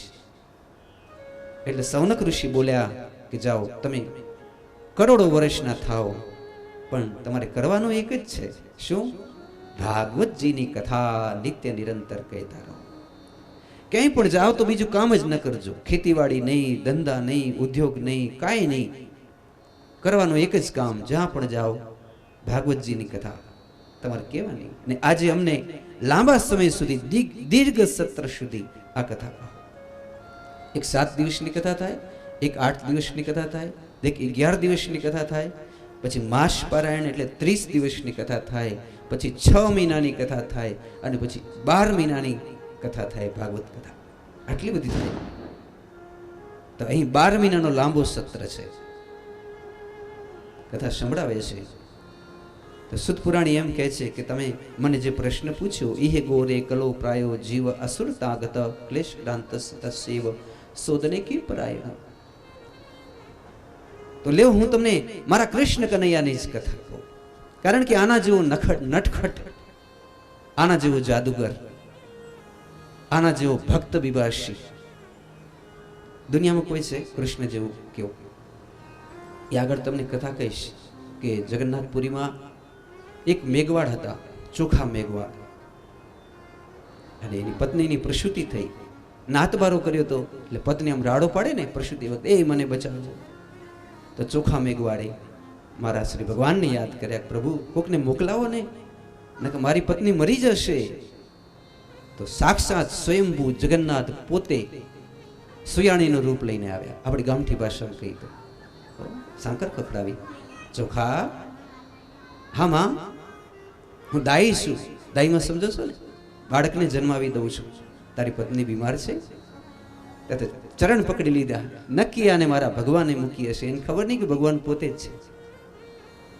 પછી સુખરૂપ ભગવાનનો હાથ અડે પછી શું વાંધો હોય. બરોબર સુખરૂપ બાળકનો જન્મ થઈ ગયો.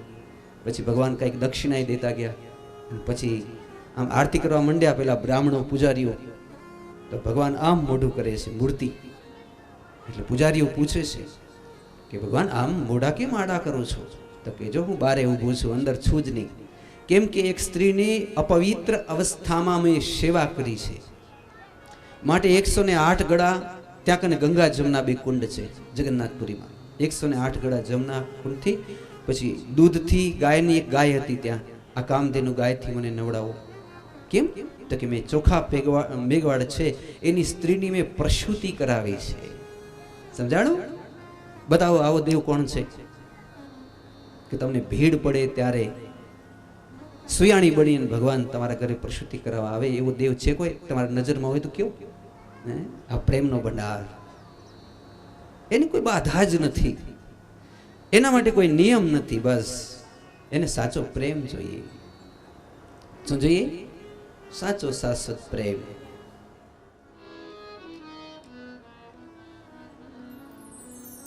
ऊंची प्रेम सगाई सबसे, ऊंची प्रेम सगाई सबसे,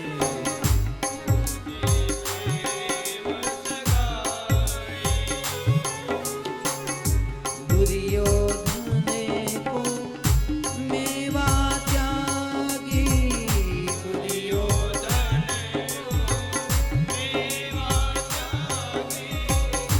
भाजी विदुरे घर खाई,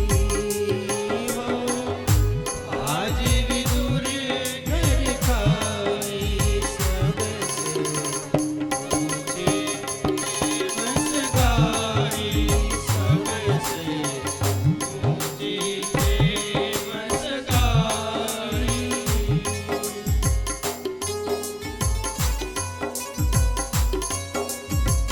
रावण गोपीन नाच नचाई हो, गोपीन नाच नचाई हो, गोपीन नाच नचाई. शूर क्रूर इस लायक नाई,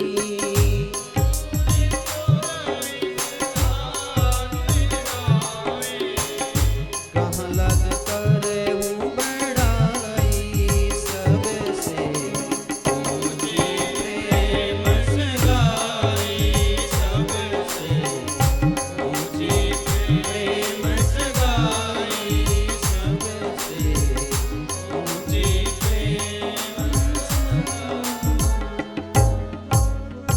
भाव से कहना पड़ेगा जय श्री कृष्ण. जरा जोर से बोलिए.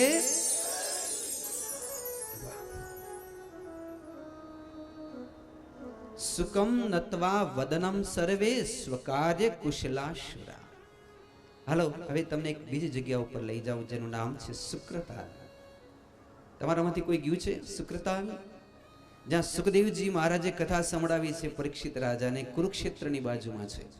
ત્યાં હજી પણ એ જ વડનું ઝાડ છે જ્યાં કને સુખદેવજી મહારાજ બેઠા હતા, સામે પરીક્ષિત કથા સાંભળી હતી.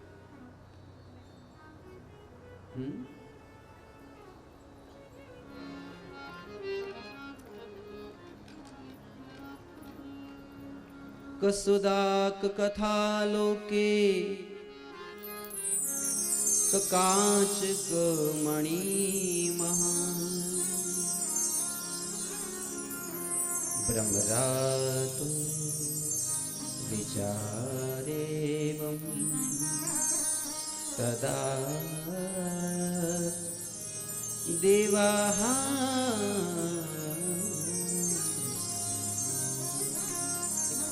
હાલો દ્રશ્ય જોઈએ. સુખદેવજી મહારાજ કથા સંભળાવે. પરીક્ષિત રાજા હાથ જોડી બેઠા. ક્યારથી કથા ચાલુ થશે? બીજા સ્કંદમાં. અને એટલામાં કોણ પધાર્યું? દેવા તત્ર ઇન્દ્રદેવ આવ્યા. ઓળખો છો ને ઇન્દ્રને? તો સ્વર્ગના દેવતા છે, પણ એ ભગવાન નથી. એ સમજવાનું છે આપણે. ભગવાન નથી, પણ ભગવાનના મદદનીશ છે. સમજાઈ ગયું ને? એટલે પૂજા કરવી હોય તો ક્યારેક કરાય. આપણે કેમ ક્યારેક ક્યારેક બધીની પૂજા કરતા હોઈએ, તો બધાએ ભગવાનની ક્યારેક ક્યારેક પૂજા કરવાની. પણ 360 દિવસ 24 કલાક જો કોઈની પૂજા કરવી હોય, તમારા દ્વારિકાધીશની પૂજા થઈ શકે. સમજાઈ ગયું ને? આ રહસ્ય તમારે સમજવાનું છે. તો દેવાસ્તત્ર સમાગમન, દેવોએ આવીને કીધું કે સુખદેવજી મહારાજ એક કામ કરો, આ અમૃત છે ને પરીક્ષિતને પીવડાવી દેવું, અને આ કથા તમે અમને કહી દો. સમજાઈ ગયું? કારણ કે આ ભલે ને ગમે તેવા સર્પ કરડશે તોય આ પરીક્ષિતનું મૃત્યુ નહીં થાય. કેમ નહીં થાય? શું કારણથી? તો કે અમૃત પી જશે. તે તમે પીધું છે ક્યારે અમૃત? કે નામ જ સાંભળ્યા છે ખાલી? અમૃત 2 જણાએ પીધા છે, ગોપીચંદ અને ભરતરી. અજર અમર થઈ ગયા. અમર ક્યાંય બહારથી આવશે નહીં. અમૃત આવશે તો હંમેશા અંદરથી આવશે. આટલી વસ્તુ યાદ રાખજો. નંદ બાબાએ અમૃત પીધા, જશોદા મૈયાએ પીધા. પીધા કે નહીં? ગોકુળ ગામની ગોપીઓ, રાધાજી, એમણે અમૃત પીધા. પણ એ અમૃત અલગ હતા. એ પીધા પછી ચલા જાવે વૈકુંઠ મેં પલાન પકડે કોઈ. એ વૈકુંઠ તરફ લઈ જવા વાળા અમૃત. જ્યારે ઇન્દ્ર, એ તો તમે વાવ બંધાવી, તળાવ બંધાવ્યા, ગાયોની સેવા કરી, પરબ બંધાવ્યા, હોસ્પિટલો બનાવી, ધર્મશાળાઓ બનાવી, બ્રાહ્મણો, સાધુ, સંતો, ગાયો બધાયની સેવા કરી. તો તમારે બીવાનું નથી. હવે તમે સ્વર્ગમાં જ જશો. ક્યાં જશો? સ્વર્ગમાં. પણ જેવું તમારું પુણ્ય ખતમ થઈ જાય એટલે વળી પાછા પુનરપી જનનમ પુનરપી મરણમ પુનરપી જનની જઠરે શયનમ. એ સંસારે ખલુ દુસ્તારે કૃપયા પાહે પાહી મુરારે. ભજ ગોવિંદમ ભજ ગોવિંદમ ગોવિંદમ ભજ મૂઢમતે. સમજાડો? એટલે નામના કરવા દાન કરે છે, મોટાઈમાં બહુ માન કરે છે કે નહીં? એ તમે પાછા વળી પેટે જન્મશો. એટલે સુખદેવજી મહારાજ હસીને એમ કહે છે, પરીક્ષિત, તને જો લાલચ થતી હોય તો તું અમૃત પી લે. અને કથા કેને સંભળાવું? દેવતાઓને. એટલે બહુ સરસ વાત પૂછી પરીક્ષિત મહારાજે કે પ્રભુ, આ શું દેવતાઓ છે એ તમારી કથા સાંભળવાને લાયક છે? પાત્રતા છે એનામાં કથા સાંભળવાની? કારણ કે આ કથા તો જ એનું કલ્યાણ કરશે જો એની લાયકાત હશે તો. સમજાઈ ગયું ને? અમૃતનો ઘોડો હાથમાં હોય પણ પીવાની યુક્તિ ના આવડતી હોય તો? અમૃતનો ઘોડો હાથમાં છે પણ પીવાની યુક્તિ આવડવી જોઈએ કે નહીં? તો સુખદેવજી મહારાજ ના પડ્યું કે કહ સુધા કથા લોકી કાંચ કો મણિર મહા. તમે લઈ આવ્યા તે અમૃત સ્વર્ગમાંથી એક કાંચ છે, અને આ તો નીકળ્યું હતું સમુદ્ર મંથનમાંથી. જ્યારે અમારી ભાગવત કથા શ્રી સુખદેવજી મહારાજના મુખારવિંદમાંથી નીકળેલી છે. હું નહીં સંભળાવું. એટલે દેવતાઓ રિશાણા એને કીધું બેસી જાઓ ને, પાછળ કોણ ના પાડે તમને? પણ મોટા માણસો એને અપમાન કરો, અહીંયા બેસે એ તો ભાગ્યા ઊભી પૂછડી બ્રહ્મલોકમાં બ્રહ્માજી પાસે. ब्रह्माजी कि वो नंगा बाबा है ने, उसने मेरा अपमान कर दिया. कौन नंगा बाबा? सुखदेव जी महाराज. जी तो लंगोटी न पहरता ने, एने मारू अपमान कर्યું, आम चपटी वगाड़ी दीधी. तम जवाय तमाराथी. बापू मारो इंद्रनो अपमान થઈ જાય. આખી સૃષ્ટિ આખી ચલાવું છું, 14 લોક ચલાવું છું. એમ કેમ? શાના કારણે? તો કે મેં કીધું ભાગવત મને સંભળાવો. વાતો કરતા હતા એટલામાં વિમાન ઉડ્યું એક, અને વિમાન કહેતું જાય શ્રી કૃષ્ણ ગોવિંદ હરે મુરારી હે નાથ નારાયણ હે વાસુદેવ. વિમાન બાજુમાં આવ્યું ને તો અંદર પરીક્ષિત રાજા બેઠા હતા. એટલે બ્રહ્માજી આમ કર્યું, હે પરીક્ષિત, હે અભિમન્યુ નંદન, હે કૃષ્ણના શિષ્ય, હે પાંડવ, ધન્ય હો, ભાગવત કથા ધન્ય હો. તો ઇન્દ્ર સામે જોવા માંડ્યા કે હું હજી નીચેથી ઉપર આવ્યો, તો કે હા 7 દી થઈ ગયા. અને આ 7 દિવસની અંદર આ વિમાનમાં બેસી અને પરીક્ષિત મહારાજ જાય છે વૈકુંઠમાં. આપણી બાજુ તો આવતા નથી, જો સ્વર્ગમાં કે બ્રહ્મલોકમાં, આમ જાય છે ઉત્તર દિશા તરફ.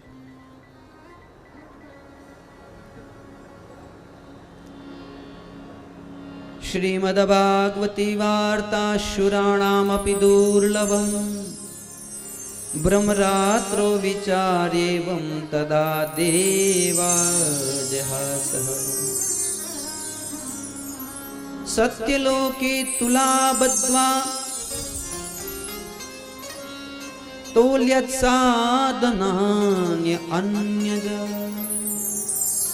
બ્રહ્માજીને પણ આશ્ચર્ય થઈ ગયું કે 7 દિવસમાં મુક્તિ, અને એ પણ ભગવાનનું વિમાન. પાછું ભગવાનના પાર્ષદો જઈને વિજય આમ લઈ જાય છે પરીક્ષિત રાજા.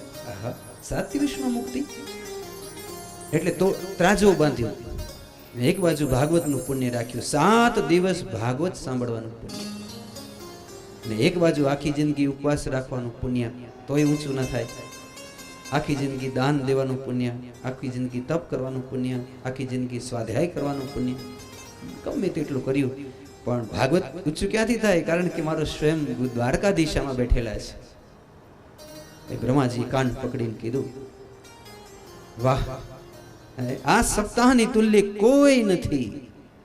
આ સપ્તાહ જો ધારે તો 7 જ દિવસ ગમે તેવા માણસને વૈકુંઠ સુધી પહોંચાડી દે. સમજાણો ને? આ કથા છે. હવે એમાં બેઠા હતા સંકાદિક ઋષિઓ. તો એ આવ્યા બદ્રી કેદાર, અને બદ્રી કેદાર જ્યારે આવ્યા, બદ્રી કેદાર કોણ ગયા છે? આપ ગયા છો ને? ત્યાં કને ભગવાનનું કેવું સ્વરૂપ છે? સુતા છે, બેઠા છે, શું કરે છે? સુતા છે ના, બેઠા તપમાં. સુતા છે રંગનાથમાં, અને દક્ષિણ બાજુ મોઢું કરી રંગનાથમાં સુતેલા છે. એ એક જ મંદિર એવું છે આખા હિન્દુસ્તાનમાં જેનું મોઢું દક્ષિણ બાજુ, અને એક જ ભગવાન એવા છે જે આમ પદ્માસન વાળી, અને જે વાણિયાના જે ભગવાન બેઠા હોય ને, તીર્થંકરો ભગવાન, એવી રીતે ભગવાન સાક્ષાત સ્વયંભૂ બદ્રીનાથ સ્વયંભૂ બેઠા છે. સંકાદિક ગયા તે તો નારદ મુનિ પહેલેથી જ બેઠા હતા.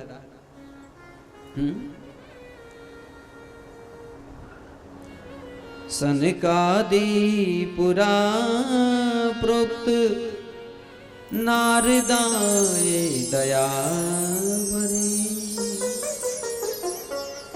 પણ નારદજી આમ બેઠા હતા, નીચું ગાલી, જાણે કેમ કોકે દુખી કર્યા હોય.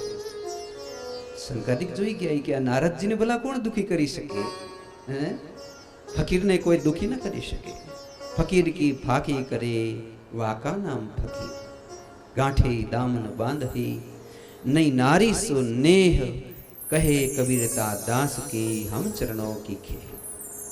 પૂછ્યું નારદજીને, નારદજી તમને તો કોઈ ટેન્શન જ નથી હોતું, આમ કેમ બેઠા છો? નારદજી કીધું કે ભાઈ ગયો તો 4 ધામની યાત્રા કરવા, પણ ક્યાંય ધર્મ નથી. ધર્મ અને અર્થ કામ છે, ક્યાંય પણ ધર્મ નથી. સત્યનાસ્તિ તપસ્સોચમ દયા દાનમ ન વિદ્યતે.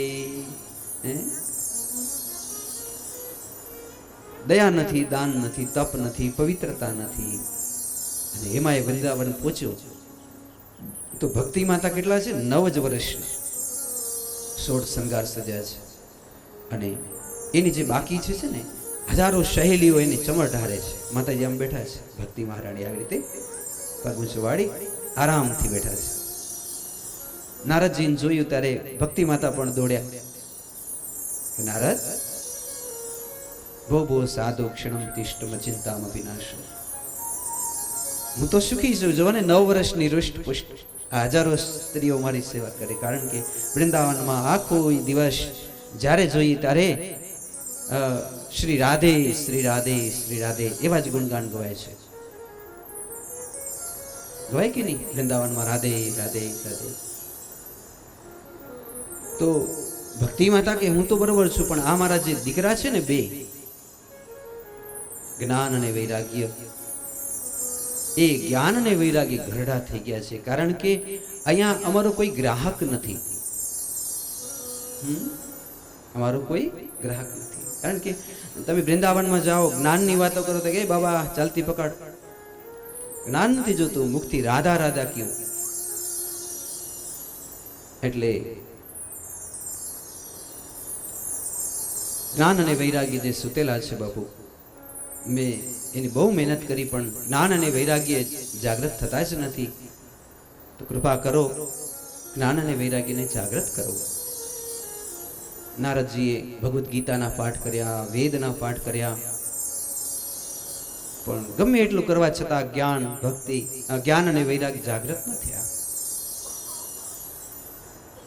એટલે નારદજી ચિંતામાં પડી ગયા કે મારી પાસે જે હતું એ બધું મેં કર્યું, હવે આ જો જ્ઞાન અને વૈરાગ્ય જાગૃત નથી થતા, હવે શું કરવું? એટલે ટેન્શન લઈ બદ્રી કેદાર આવ્યા. અહીંયા મળી ગયા 4 ભાઈઓ, સનક, સનંદન, સનાતન અને સનત કુમાર. 4 ભાઈઓ મળી ગયા. નારદજી વાત કરી કે આ 2 દીકરાને જુવાન કરવા છે, શું કરવું? ત્યારે સનકાદિક કુમારોએ બહુ સરસ વાત કરી કે કાંઈ ટેન્શન કરવા જેવું નથી. સત્ય સુચકો નામ, સત્સંગની જરૂર છે, બાકી કોઈ વસ્તુની જરૂર નથી. અને સત્સંગનો સીધો અર્થ થશે શ્રીમદ ભાગવત કથા, મહાપુરાણ. 7 દિવસનું આમ તમે કહો એટલે ગમે એવા સુતેલા જ્ઞાન ભક્તિ વૈરાગ્ય જવાન થઈ જાય. નારદ મુનિ વિચારવા લાગ્યા કે બાપુ કથા તો કરાવું પણ આ મંડપ કોણ બાંધી દે? હું તો ફકડ માણસ. કથા એમને એમ થાય છે? તમારા માટે વ્યાસપીઠ ક્યાંથી લઈ આવું? આ સંગીત વાળાને ક્યાંથી લઈ આવું? સાઉન્ડ સિસ્ટમ ક્યાંથી લઈ આવું? સનકાદિક હસવા લાગ્યા કે એક કામ કરું, આપણે હરિદ્વાર ચાલીએ. આનંદ તટ ઉપર હરિદ્વારમાં આમ 4 જગ્યાએ 4 ભાઈઓ બેઠા અને પછી ભાગવતજીની પ્રારંભ કરી. કોણે? 4 સનકાદિક કુમારોએ. તો એની અસર ક્યાંથી સમજવા જેવી. ઠેઠ વૃંદાવનમાં આમ સુતા હતા ને, ગરડા ગરડા જ્ઞાન અને વૈરાગ્ય બેઠા થયા. ઓહો, ઉડવા લાગ્યા આકાશમાં. પાછળ પાછળ ભક્તિ મહારાણી, પાછળ પાછળ એની બધી સખીઓ સાહેલીઓ હજારોની સંખ્યામાં આકાશમાં ઉડતા ઉડતા હરિદ્વાર પહોંચ્યા. ત્યાં તો નારદજી કથા સંભળાવે. જ્ઞાન અને વૈરાગ્ય એમ કહે છે બાપુ આ કથા સાંભળી ત્યારે અંદર શક્તિ આવી. સમજી ગયા ને? હમણાં અશક્તિ બહુ આવી જાય તાવમાં.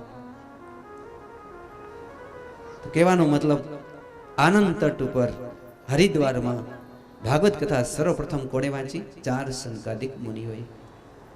અને 4 સંકાદિક મુનિઓની કથા એક એક શ્લોકો બોલાતા જાય ને ત્યાં તો નાચતા જાય, ઝૂમતા જાય. કોણ? જ્ઞાન, ભક્તિ અને વૈરાગ્ય. તમારી અંદર 3 વસ્તુ જોઈએ જીવન સુધારવું હોય તો. આટલી નાની નાની દીકરીઓને કહેવાય કે ન કહેવાય કથા? તો કે કહેવાય ને. કેમ? કુંભાર જયારે માટલો ગળતો હોય ત્યારે એક હાથ અંદર રાખી, બીજા હાથથી આમ મારે જોરથી, ટાવ ઢપા, એટલે ગળો પાકો થાય. જો મારે નહીં તો ગળા કાચા રહી જાય. આજે અમારી એ જ કમનસીબી છે કે તમે ટપલા નથી મારી શકતા, એટલે તમે કાચા રહી જાઓ છો.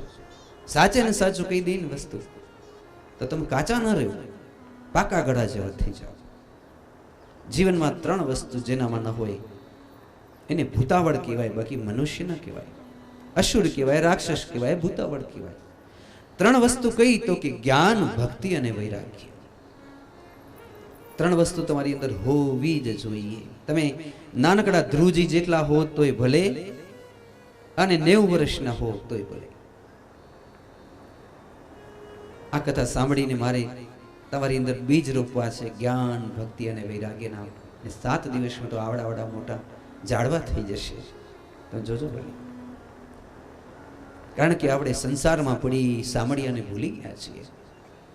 એકલી ભક્તિ શું કામની? આંધળી છે, અંધશ્રદ્ધા થઈ જાય. જ્ઞાન જોઈએ તો જ્ઞાન રૂપી પ્રકાશમાં દેખાય કે અંધશ્રદ્ધા છે કે શ્રદ્ધા છે. ઘણા લોકો અત્યારે શ્રદ્ધા કરતા અંધશ્રદ્ધામાં વધારે ચાલે જાય છે. કારણ કે જ્ઞાન એની પાસે હોતું જ નથી. જ્ઞાન એટલે પ્રકાશ, પ્રકાશમાં દેખાય. સીધો ને સરળ એક જ વાત અત્યારથી પ્રારંભ કરું, 7 દિવસ એ જ કહેતો રહીશ કે તમારા 5 કે 25 પેઢી સુધી બાપ અને દાદાએ રામ રામ રામ રામ કૃષ્ણ કૃષ્ણ કૃષ્ણ આમ જ કીધું હશે ને? શું કીધું હશે? કયો રામ રામ જ કીધું હશે ને? તો હવે તમારે ગાયત્રી મંત્ર ન જપવાના. સમજાણું હું જે કહેવા માંગુ છું? 5-25 પેઢીઓથી જે વસ્તુ આપણા બાપ દાદાઓ વડવા જપતા આવે એ જ માર્ગી માર્ગી એ જ રસ્તે રસ્તે આપણે જપતા આવો. જગદંબે આનું નામ છે જ્ઞાન. જે જ્ઞાનથી આંધળા હોય તો આડે અવડે ચડી જાય. ઘણાકને જોઈ, હું કોઈ નિંદા નથી કરવા માંગતો, પણ ઘણા લોકો અવડે રવાડે ચડી જાય, પોતાના ઈષ્ટ ભગવાન બધેને દરિયામાં નાખી દે. અમે કોઈને માનતા નથી, અમે નિરંકારને માનીએ. આવા ઘણા બધા છે. અરે તમે રામ અને કૃષ્ણની સંતાન છો અને તમે રામ અને કૃષ્ણને નથી માનતા તો તમે જ્ઞાનવંત છો કે અજ્ઞાની છો એ જ ખબર નથી પડતી. કોઈ પણ માણસ હું તમારો બ્રેઇન વોશ કરતો હોઉં તો તમને ખબર પડી જવી જોઈએ કે મહારાજ ગમે એમ કરી આ ઠૂંસ આપણામાં ઘુસાડે છે. આપણે સાચા રસ્તે છીએ, આપણે ખોટે રસ્તે લઈ જાય છે, એ આપણે ખબર પડવી જોઈએ. એટલે મારે ખરેખર હું તો કોઈને હાથ જોડતો જ નથી, પણ કદાચ આવા પ્રસંગે હું હાથ પણ જોડી શકું કે કૃપા કરી રામ અને કૃષ્ણને છોડીને તમે ક્યાંય જતા નહીં, નકર તમે બહુ દુઃખી થશો. જીવતે દુઃખી થશો, મર્યા પછી વિશેષ દુઃખી થશો. સુકાઈ જશે તમારું આખું જીવન. હું નથી કહેતો, આ કથા કહે છે. સત્ય કોણ છે? સત્ય પેલે પલવામાં ત્રાજવામાં રાખો તો સહી. જે ત્રણેય કાળ હોય, જ્યારે બ્રહ્માજી નતા ત્યારે પણ હતા, અને એક કાળે પ્રલય કાળ થઈ જશે, કાંઈ નહીં હોય ત્યારે પણ હશે, આજે પણ હોય, એને ત્રણેય કાળ કહેવાય. સર્વત્ર હોય. અમેરિકામાં એટલા હોય, જાપાનમાં એટલા હોય, ભચાઉમાં એટલા હોય, સ્વર્ગમાં એટલા, નરકમાં એટલા. હરિવ્યાપક સર્વત્ર સમાન, પ્રેમ તે પ્રકટ હોય વેચાના. સમજાણું? આ ભગવતનું લક્ષણ છે. તમે કોઈની પણ કંઠી બાંધતા પેલા જુઓ કે સર્વત્ર છે તો જ કંઠી બંધાવીશ. સમાન રૂપે છે, સ્વર્ગમાં પણ એટલા, નરકમાં એટલા, દુધે ભચાઉ બધે એટલા. સર્વત્ર હોય, સમાન હોય અને સર્વદા હોય. સર્વદા એટલે સમજી ગયા ને? સર્વદા હોવું એટલે પહેલા પણ હતા, પ્રલયકાળ વખતે પણ, જેણે બધું સર્જ્યું અત્યારે પણ એ જ છે કે નહીં? આટલી આપણી પાસે બુદ્ધિ હોય તો આપણે જ્યાં ત્યાં ન જઈએ, આપણે સાચા ભગવાનને પકડી લઈએ. આ ભાગવત સાચું છે. કેમ? આ પ્રસ્થાન ત્રયી છે. તમને ખબર કદાચ પડે કે ન પડે, પણ કાશી, મદ્રાસ, હિમાચલ પ્રદેશ, કચ્છ, કલકત્તા, ક્યાંય પણ તમે જાઓ અને એમ કહો કે અમે હિન્દુ છીએ, તો તમને આ ત્રણ વસ્તુને માનવી પડે. એક વેદ, 10 ઉપનિષદ, શ્રીમદ ભાગવત કથા અને ભગવદ્ ગીતા. આટલું તમારે માનવું જ પડે. સમજાઈ ગયું? આમાં રામાયણનું, શિવપુરાણનું કોઈ નામ નથી પ્રસ્થાનત્રયમાં. આ વિદ્વાનોની પ્રસ્થાનત્રય છે. એ નથી માનતા બીજી કોઈ વસ્તુને, આને જ માને છે. આ મુખ્ય છે. શિવના ભક્તો પણ આને માને છે. મારો કહેવાનો એ ભાવ છે. આમાં જેટલું છે બધું પ્યોર છે, સાચું છે. એકદમ કોઈ પણ માણસ બગડશે નહીં. નહીં તો બકાલું લઈ આવીને કેમ બગડી જાય? આની ગેરંટી છે. મારી શરણમાં આવો, તમે તમારા દીકરાઓ પરિવાર બગડશો નહીં. 50, 500 પેઢી સુધી તમે નહીં બગડો એની હું ખાતરી આપું છું. આ એક જ પુરાણ એમ કહે છે. એનું નામ છે જ્ઞાન. કુરુતે ગંગા સાગર ગમનમ વ્રત પરિપાલન અથવા દાનમ જ્ઞાનમ વિહીનમ સર્વમતેનમ મુક્તિન ભજતી જન્મ શતેન. જ્યાં સુધી આ સાચું જ્ઞાન ન આવે ત્યાં સુધી તમને મુક્તિ પણ નહીં મળે. પહેલી જ્ઞાન સમજાડો. એક દીકરો જ્ઞાન છે, બીજો દીકરો છે વૈરાગ્ય. વૈરાગ્ય કોણ છે? વૈરાગ્ય એટલે શું? વૈરાગ્યને આપણે નિંદામણ કહીશું. શું કહીશું? નિંદામણ. તમારા જીવનમાં નિંદામણ છે કે નહીં? તો કે હા, હું તમાકુ ખાઉં છું, હું બીડી પીઉં છું, હું આમ કરું છું, હું તેમ કરું છું. મારા જે ખરાબ સ્વભાવ એ નિંદામણ કહેવાય. એ ભક્તિના છોડવાને ઊંચું ન થવા દે. સમજી ગયા ને? આપણે આપણી જ ભાષામાં કહીએ તો આ વૈરાગ્ય છે.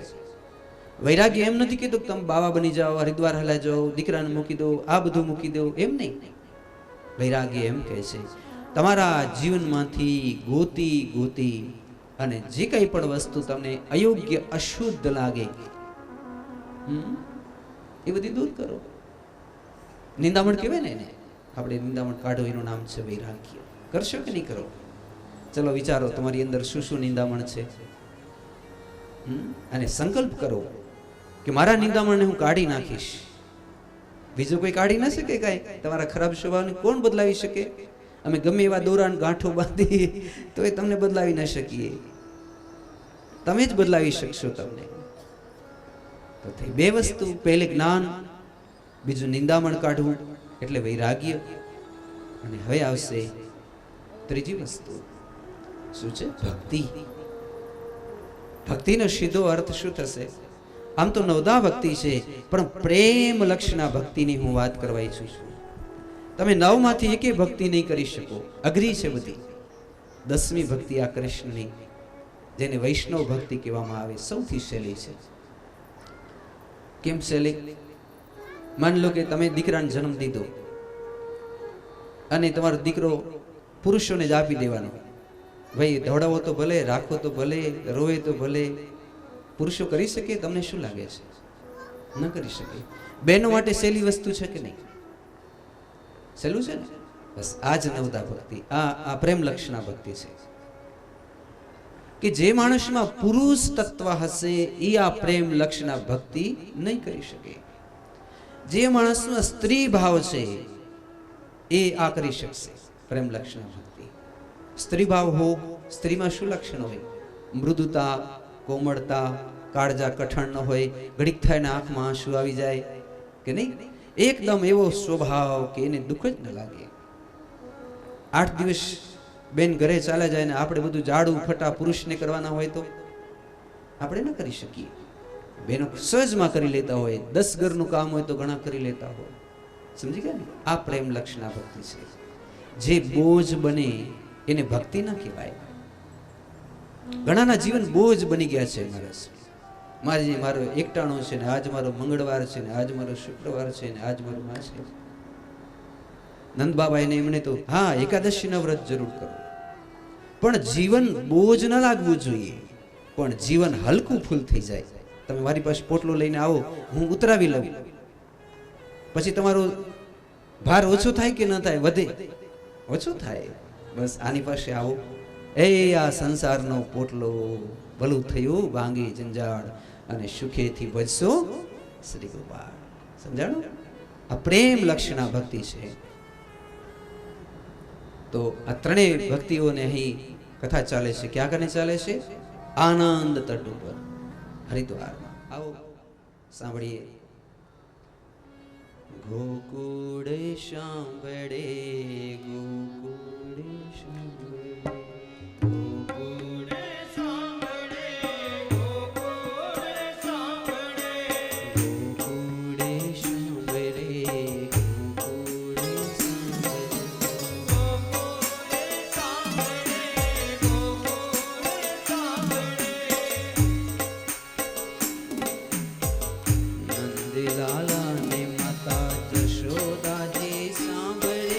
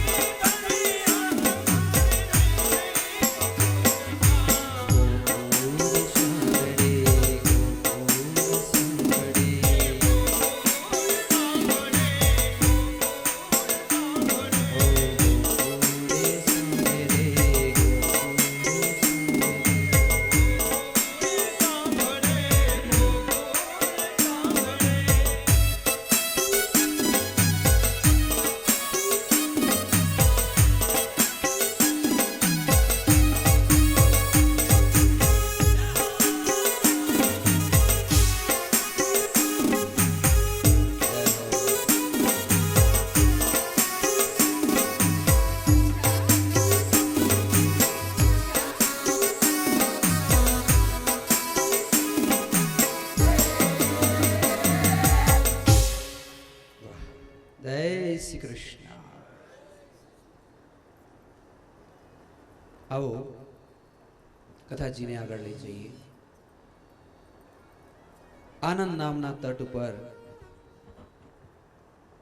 4 સંકાદિક મુનિઓ કથા કહે છે.